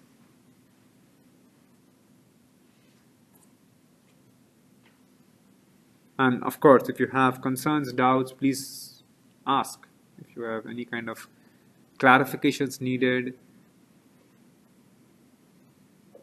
just don't inhibit yourself in any way. Does it solve the problem of decision trees? Like if the training set data and test data set have a different distribution, you cannot find the classification. Does it solve this? Well, the SVMs and see, that is a more fundamental learning goal. Actually, no classifier where if the training and the test data distributions are very different would do well, regardless of what classifier is using. What you could say is how robust or how resilient is SVM in cases where the task is hard or errors are more prone. I would say that it's a hard question because there have been very well-trained decision tree classifiers. Often they're called random forests, which is an ensemble of multiple decision trees that can outperform SVMs. But in general, an SVM model would be at least slightly, if not a lot, better off than a decision tree model because the very way it deals with features, again, it depends upon problem to problem because for some cases, for some problems, for some data, one classifier will be better. But generally, SVM, the way it deals with the data and the setting in which learning is done, in my experience in this area for about past 8+ years, I would say it's more robust, less prone to error. But see, any learning is ultimately based on your actual data and the problem and how the domain is. There's no one size fits all. So how do we deal with these kind of data where the data is not linearly separable? You transform your data. Yeah, that's a good angle to explore. So transforming the data means what?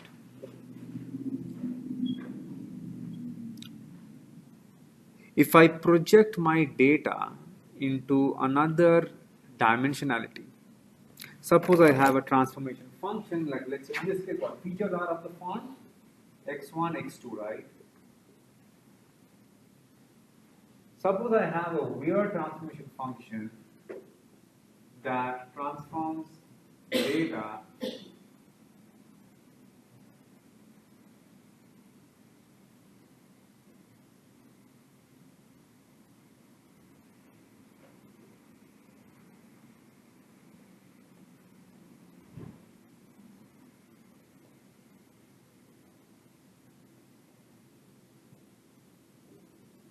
in 4 dimensions. So what have I done exactly? I've perturbed the way in which the data is distributed in this space. I have mapped it into a different space. But if I do the same perturbation for every sample, I have not changed the problem property. Please try to understand this. If I perform the same perturbation for every sample, I have not changed the problem at hand. I have only transformed the data into a different space.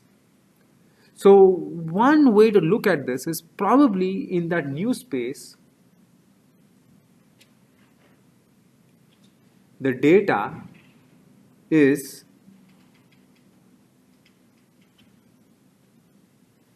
separable.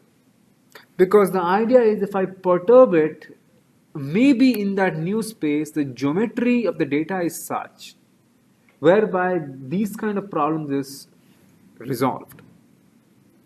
So this is one way of going about it, and this is what is called as kernel mapping.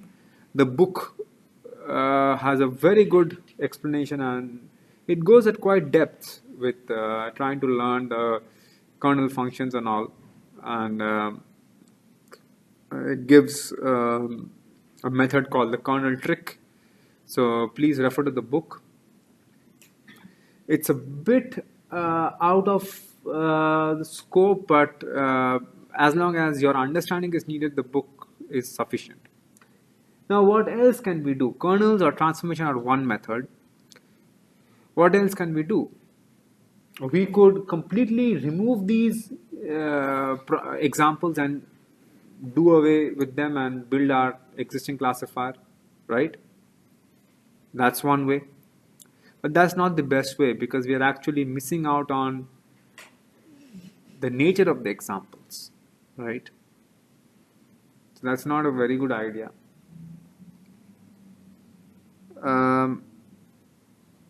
What are other things that we could do?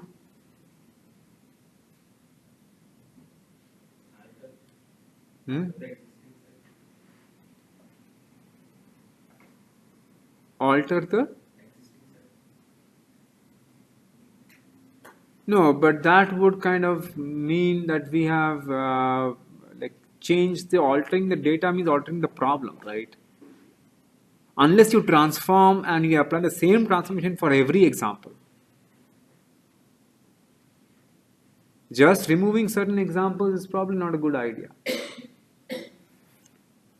More importantly, the question is, you see, ultimately quadratic programming that we saw just now is trying to find a solution with certain constraints, right? Constraints means what? It has set a region in the n-dimensional space. Now in that region, we are trying to find the minimum value of a function, which is what? The square of your weight vector. Now when the data is of this form, can we really insist that all of the constraints be satisfied and yet we find a minimum value? Because see, ultimately the whole architecture of setting the quadratic program was what?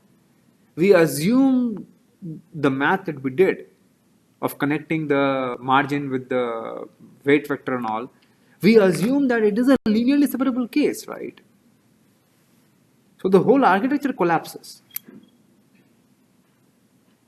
If the data is not linearly separable, we cannot even insist that all the examples will satisfy the constraints, and retaining the constraints we can find a minimum value for your objective function. So what happens? No solution, right? So we will not have a feasible solution with which we can work.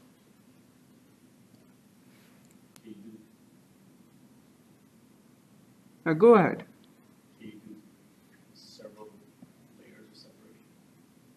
Several layers of separation, but then the question is, how do you combine?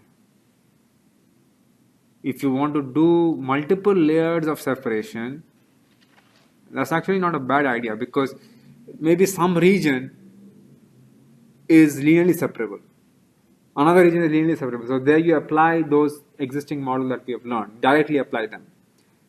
But the question is, you have multiple tiny SVMs for one problem, and each has a particular region where it works.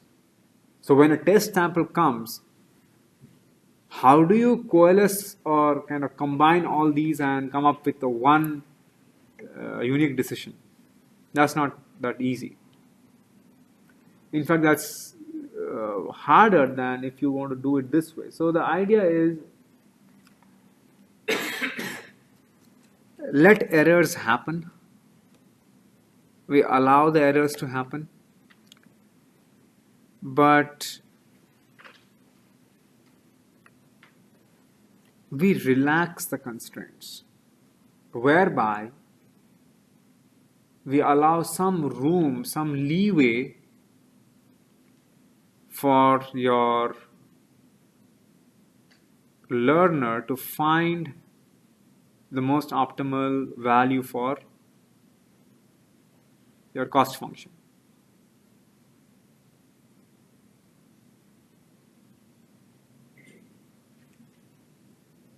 So with noisy data, constraints may not be fully satisfied. We know that this can lead to a no solution, but the workaround is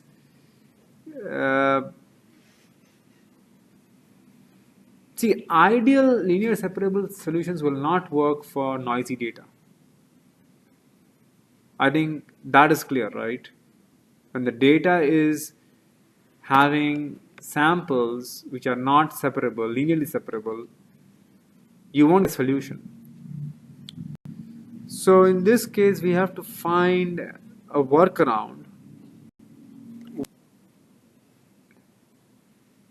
When that happens, we assume that, okay,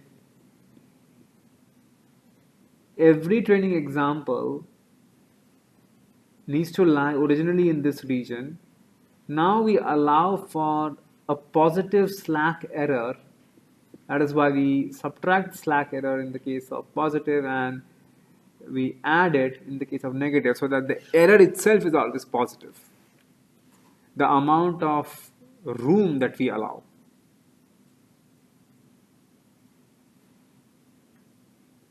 I want you to understand that, you see, if you relax the constraints with errors, you're allowing more region for the quadratic program to search for a solution where your W square is minimum.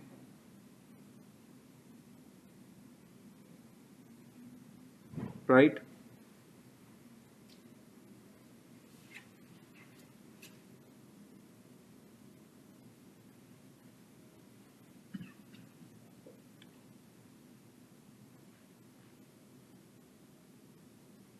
See, the errors or the slack errors, as they are called, if they are always kept positive and you allow for some error in your equation,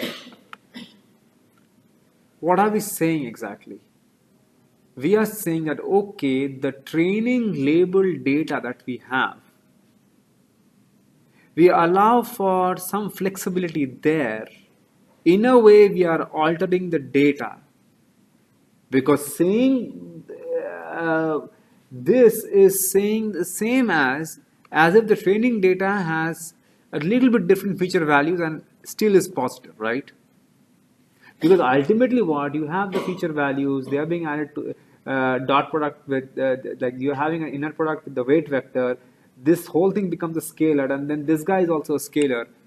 Essentially we are saying that, okay, maybe the training data is somewhat like this, but not exactly this, whereby I can still find a linearly separable solution. In effect, we are saying that, right? By adding the slack errors, all we are simply saying is, okay, the training data is not perfectly like this, but little bit of the same nature, little bit perturbation, not much, where we can find an SVM which is linearly separable. So I want you to understand that in this case, let's say this circled example and this circled examples, What is the amount of error that we are allowing in the system?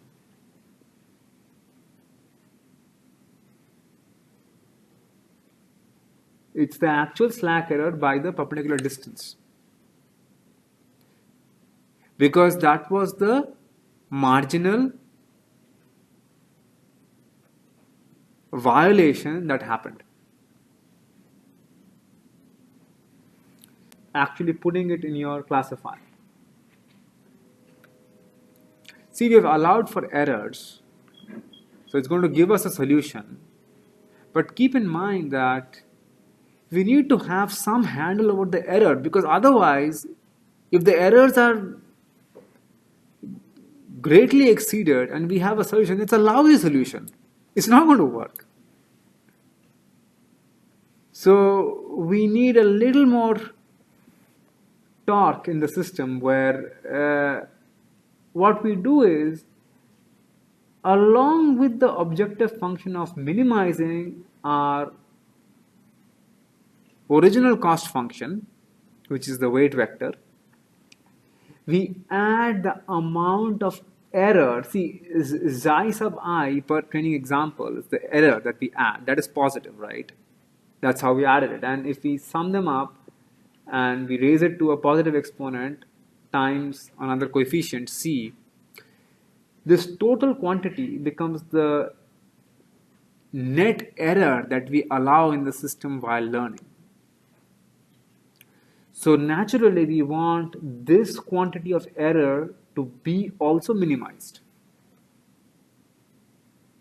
along with the original objective function. In other words, we are penalizing the errors in the objective function,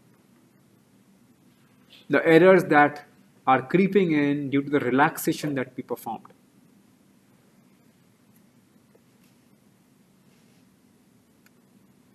So now you tell me, k is usually 1 or sometimes it's 2, so you can kind of increase the effect of it. But fundamentally, when this happens, right, the c parameter is very important, because see, if c is very large or c is very small, what happens and why? Can you try to reason, at least based on your understanding, and let's revisit at why it is happening the way it is.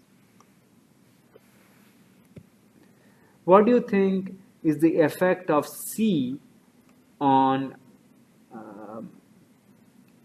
the quality of the model that you end up learning?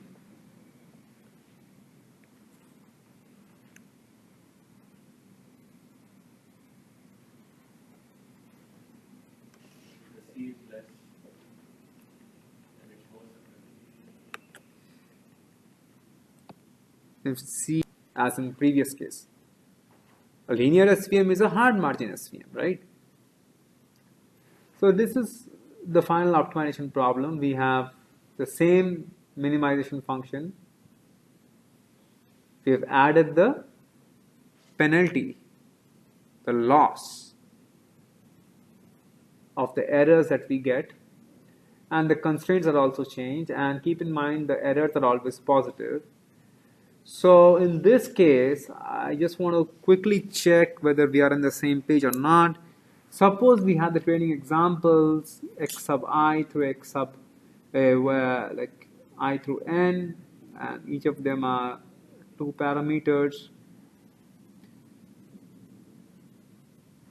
So in this problem, we have so many variables, right? W, xi, b is the bias, c is the cost coefficient, r, x, y, and so on. Which of them is known and which of them is unknown?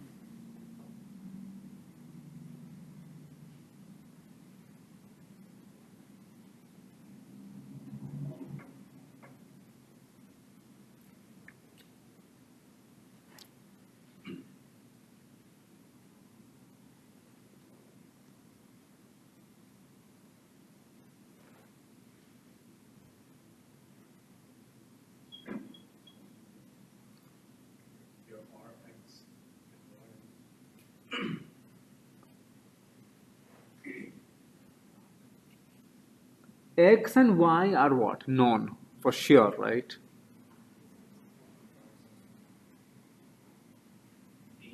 R is what? R is the, that is also known, right? So everything else is unknown.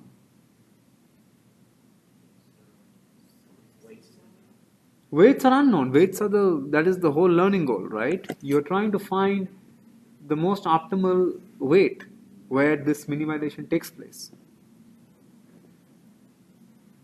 And of course, slack errors are unknown, because if you know the amount of slack ahead of time, that means what? You're not allowing the model to search for the best possible slacks. See, slack is nothing but, you can think of it like you have a blanket, like an elastic blanket. And some examples are jutting out, right? So you could assume that, okay, where can I kind of stretch and pull this elastic blanket whereby I can still kind of cover up my positive and negative examples? I mean, I'm trying my best to kind of give you a workable, it might not sound very like aesthetic, but the problem is that everything happens in n dimensions, right? So, I mean, if you get it, hopefully you're getting it, but there is no better way for me to kind of explain this in words, because it's not 2 or 3 dimensions, it's n dimensions. So you either have a math or you have some analogy to kind of reach as close as possible to it. Okay? So I think that's it for today.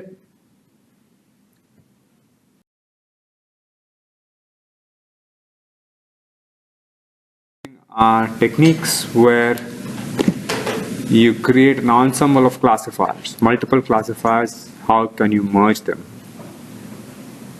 Okay. Now, the question is that in a large variety of problems, let's say even in text classification, right, n-grams or words can be quite useful features. At the same time, there can be a lot of them, right? Suppose you are trying to build a news classifier. Okay. Articles are written and it gets categorized into politics, science, technology, whatever. If you want, it's a very realistic problem, right? Because I don't think it's a wise idea for any news company like NY Times or any other company to hire people who will manually categorize every news article into different categories, and accordingly it results in front page or whatever, right? I mean, this could have been done, let's say, 100 years back. But now, I mean, we can automate the process. So in order to do that, you see, we can have a knife-based model. Let's say it just gets in a news article, classifies into one of the categories to place on, let's say, which part of the website that article should be placed. It's a very realistic problem. Now, the thing is, this is going to have a lot of features, because all words, all n-grams of words, if you consider, the feature space is huge. And you know it very well that if the feature space is huge, your corresponding classification model, decision tree, SVM or knife base, they will invariably be slower, both in learning as well as in prediction, right? Because all said and done, more the number of features, either the tree is deeper or it has more branches. For the case of SVM, you have a lot of linear combinations to take care of. And for the case of knife base, you have a lot of what? parameters in your posterior distribution. So feature selection that you see right now is about coming up with a neat and elegant method whereby you can just select the features that matter. A problem may have a lot of features, but not all of them might be equally strong in their discriminatory strength, right? So there are usually, there are a lot of measures. There's a whole paper on this. I can refer that to you if you want to. But in practice, these three measures, information gain, mutual information, and chi-square statistic, have been quite effective in finding your. So, getting our attention to the first selection mechanism, which is the information gain, right? So what you see now in information gain is essentially the same idea that we saw in decision trees. So what are we doing here? Let us assume that there are C sub 1 through C sub m classes at hand, okay? And we have F sub 1 through F sub n features. What this information gain metric is doing is actually quite straightforward. It is simply calculating the expected change in entropy if you know one feature value. Because see, the fundamentally what is happening, if knowing a particular feature value in some way it diminishes the disorderliness of the classes, or in other words, the conditional entropy of the data is reduced, then naturally that feature is useful, right? And vice versa. If the conditional entropy is not reduced, then probably that feature is not that useful, right? So is the idea clear before we get to the math? If not, please ask questions.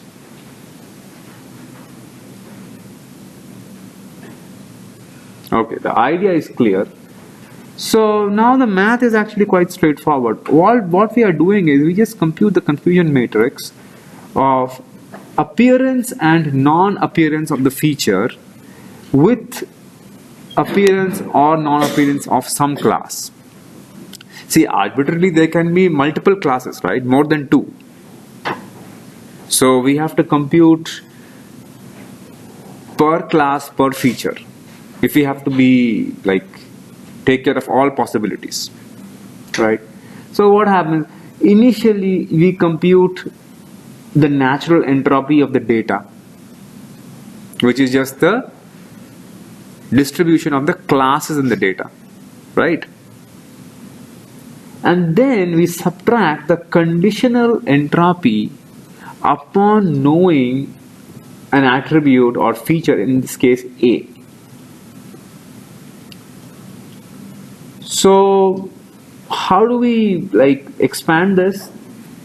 The basic entropy is quite simple, right? We just do a weighted summation of the probability of the class with the weight of log probability to the base 2. And naturally, we know that logarithms are fractional. So if fractional logarithms tend to be negative, so we negate it once we do it, right? So this is quite standard. Now, so this minus and this minus becomes plus here. That's not difficult too. But what we are doing here is we are expressing the conditional entropy of the data upon having observed the feature value A. Now, what is that? That is nothing but everything remains the same as in entropy definition. Only thing, now all these class probabilities will be given the feature. Nothing else changes. Right? So this expression is the conditional entropy, and naturally we have to go over all classes C sub 1 through M. So that gives me the conditional entropy, but there is another weighting that has to be taken care of, and that is how frequently or infrequently the very feature F appears in the data. Because see, the conditional entropy, having known the feature value, is the reduction in the entropy from the entire data. But we got to be careful, because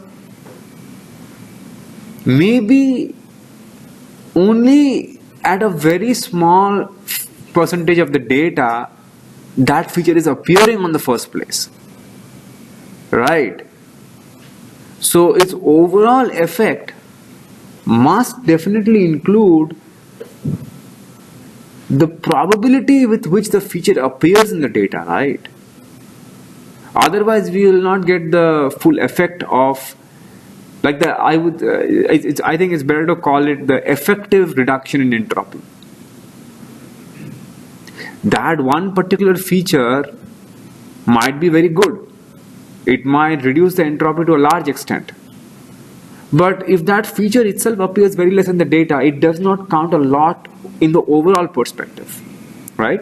That's why we weight it, and naturally you have to look for both appearance and non-appearance, right? So the effective value that you get is the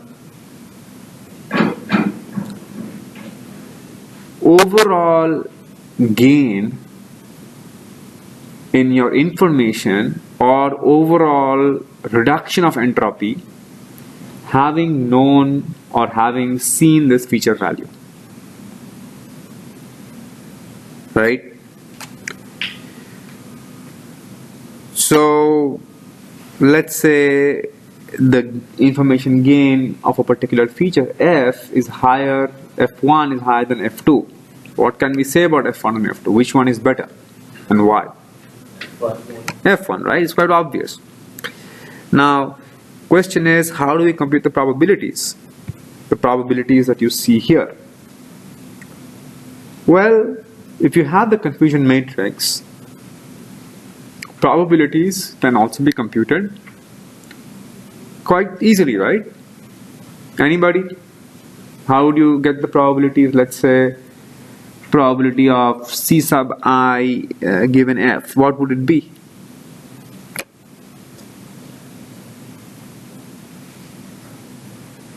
Referring to this confusion matrix. Probability of C given F, let's say. What?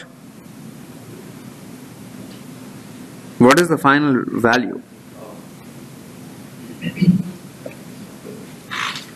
W by W over W minus W over? W in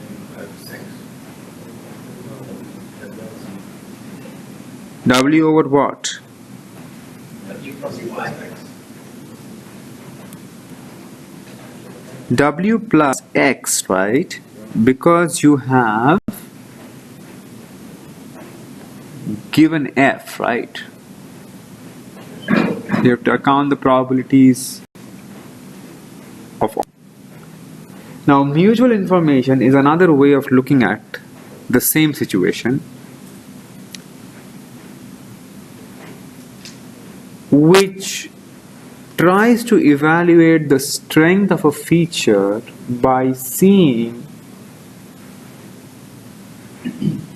the point-wise mutual information value. Now, PMI is effectively, it's mostly from information theoretic perspective. The idea is you compute this expression, which is the joint occurrence of the feature F and C over their occurrences if they were behaving independently. See, if two variables are independent, then their probabilities can be multiplied, right? So, at one hand, we assume that they are independent, and on the other hand, we assume they are not. So that is the tension. Now, because see, in the very end, what we really care about is a feature is discriminative if the connection of appearance or non-appearance of a class is tightly tightly knit with the value of F. So we see the relative tension between total independence versus non-independence, because if they are non-independent, then it's a joint probability of their occurrence, right? And we evaluate this value, we weight it with their joint occurrence, because this measure is actually assessing the strength of association. Association means joint occurrence. So if you do this, and it goes without saying, you have to consider all classes, that is appearance and non-appearance of C and appearance and non-appearance of F. We do this, we get the overall mutual information score, the PMI score, the point-wise mutual information score for that feature and that class. All right. Now, if the association between the feature and the class is strong, you would expect this value to be higher. But the story doesn't end there, because now we have to pool how strong is this feature for all possible classes that I have, right? It might be very strong for one class, that's fine, but if we have, let's say, 100 classes and this is strong for only 2 or 3, then overall it may not be very strong, right? But if we still want to take the highest possible contribution it makes, we could take a max I over all mutual information, or sometimes you could take even average also, depending upon how you want to set your goals. So there's a little bit of room on how it's actually instantiated, but effectively we have to consider like where does it stand in comparison to all other classes. Okay, and like before, to get these probabilities we can directly use the confusion as well as your information gain are interested in measuring the strength of association.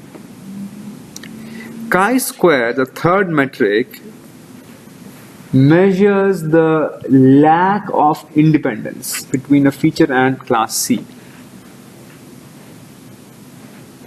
See, lack of independence means what? Amount of dependence, right?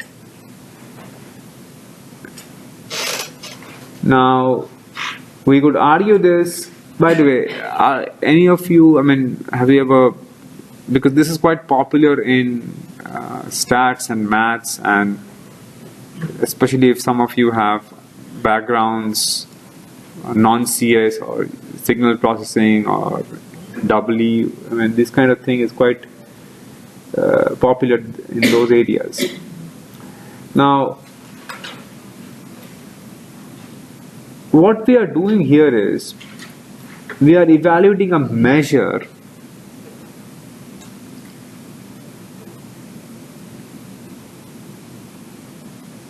that directly finds the association strength and combines it with the negate value of the dissociation so that you get an overall association strength. So let's try to understand what's happening here. You see, the chi-square value of a particular feature and C given this confusion matrix is WZ minus YX. Now WZ is what? W is here times F appears with C. Z is non-appearance of F implies non-appearance of class. So both W and Z have the same trend, right? W is the number of times F and C co-occur, and Z is the number of times F also doesn't occur, C also doesn't occur. So their trend is similar. That's why they are multiplied together. Because this is implying what? Association or dissociation? Association, right? Now, Y and X, both of them are capturing the dissociation. So that can happen either F appears and the class doesn't appear, or F doesn't appear, the class appears. Again, these two also have the same trend. So we multiply them together. Now, both of these quantities are measuring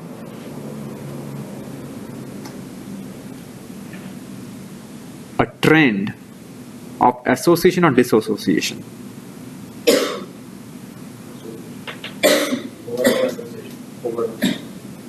Yes, now to get that, there is a relative difference that might happen between the dominant nature being either association or dissociation, right? We are interested in the dominant nature, right? So this quantity may be negative or positive because we don't know what is dominant in the data, right? But we don't care about what is dominant. What we care about is how dominant it is, right? So regardless of something is dominant or non-dominant here, if we square it, we get the value or the strength of dominance, right? And that's what we care, because see, in the very end, a feature is useful for a class either ways, right? If there is strong association, then also it's useful. If there is strong dissociation, even then it is useful. And that's what this tries to get. The denominator, I mean, you could argue it in different ways, but it doesn't really matter because you see it's quite symmetric. Now you could ask that where does this come from, or I mean, I get the meaning that you explained, but what is the, let's say if you want to know the science behind it, right? How does it work? Now, chi-square statistic is a measure in, it's a pure statistical measure where they try to find the difference between observed and expected counts. Now, this is not a stat course, so I'll not get into those areas. But what we care about in our context is the strength of association and disassociation. So if you still ask that, okay, but where is the connection? The connection is, if you work out the math and the definition from chi-square statistics, the way that the statisticians define it, and if you apply it here, you will get this expression. Because when you do the observed and expected counts and the probabilities, and then you like cancel certain things and you like there are some algebraic manipulations, you will end up with this expression. So what would be our final chi-square value? The chi-square value that we obtained for a feature and a class C, we weight it for all classes that we have in our data, and we get the overall chi-square value for one feature. Again, if the chi-square value for F1 is higher than F2, what can we say about F1 or F2, which is better?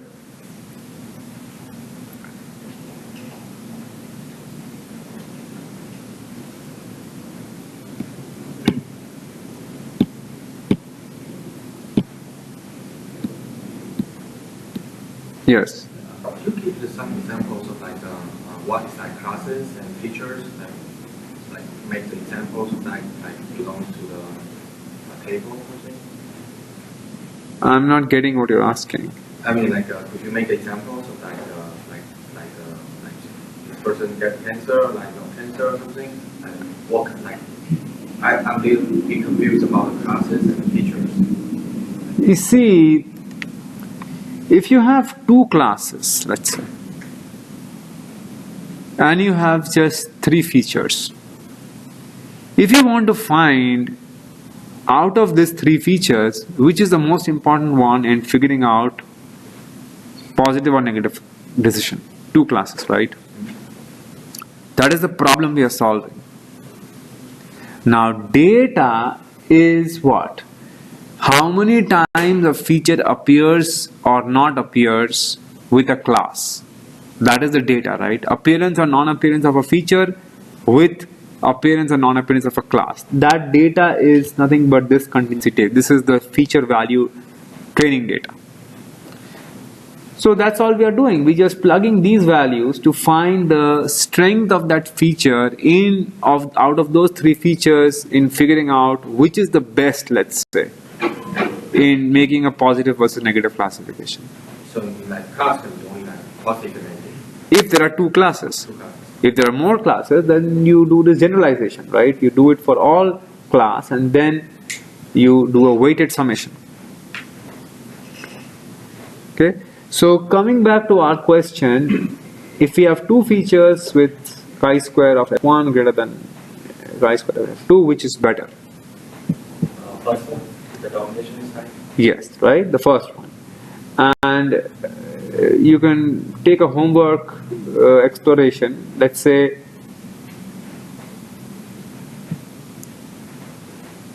what happens if, or what can you say about the mutual information value of F1 and F2, or information gain of F1 and F2, if you have the chi-square value of F1 and F2? How would they fare?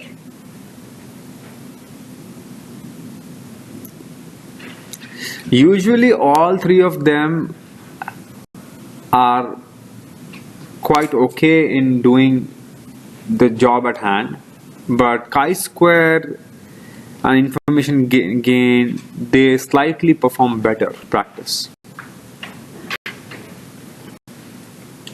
Okay.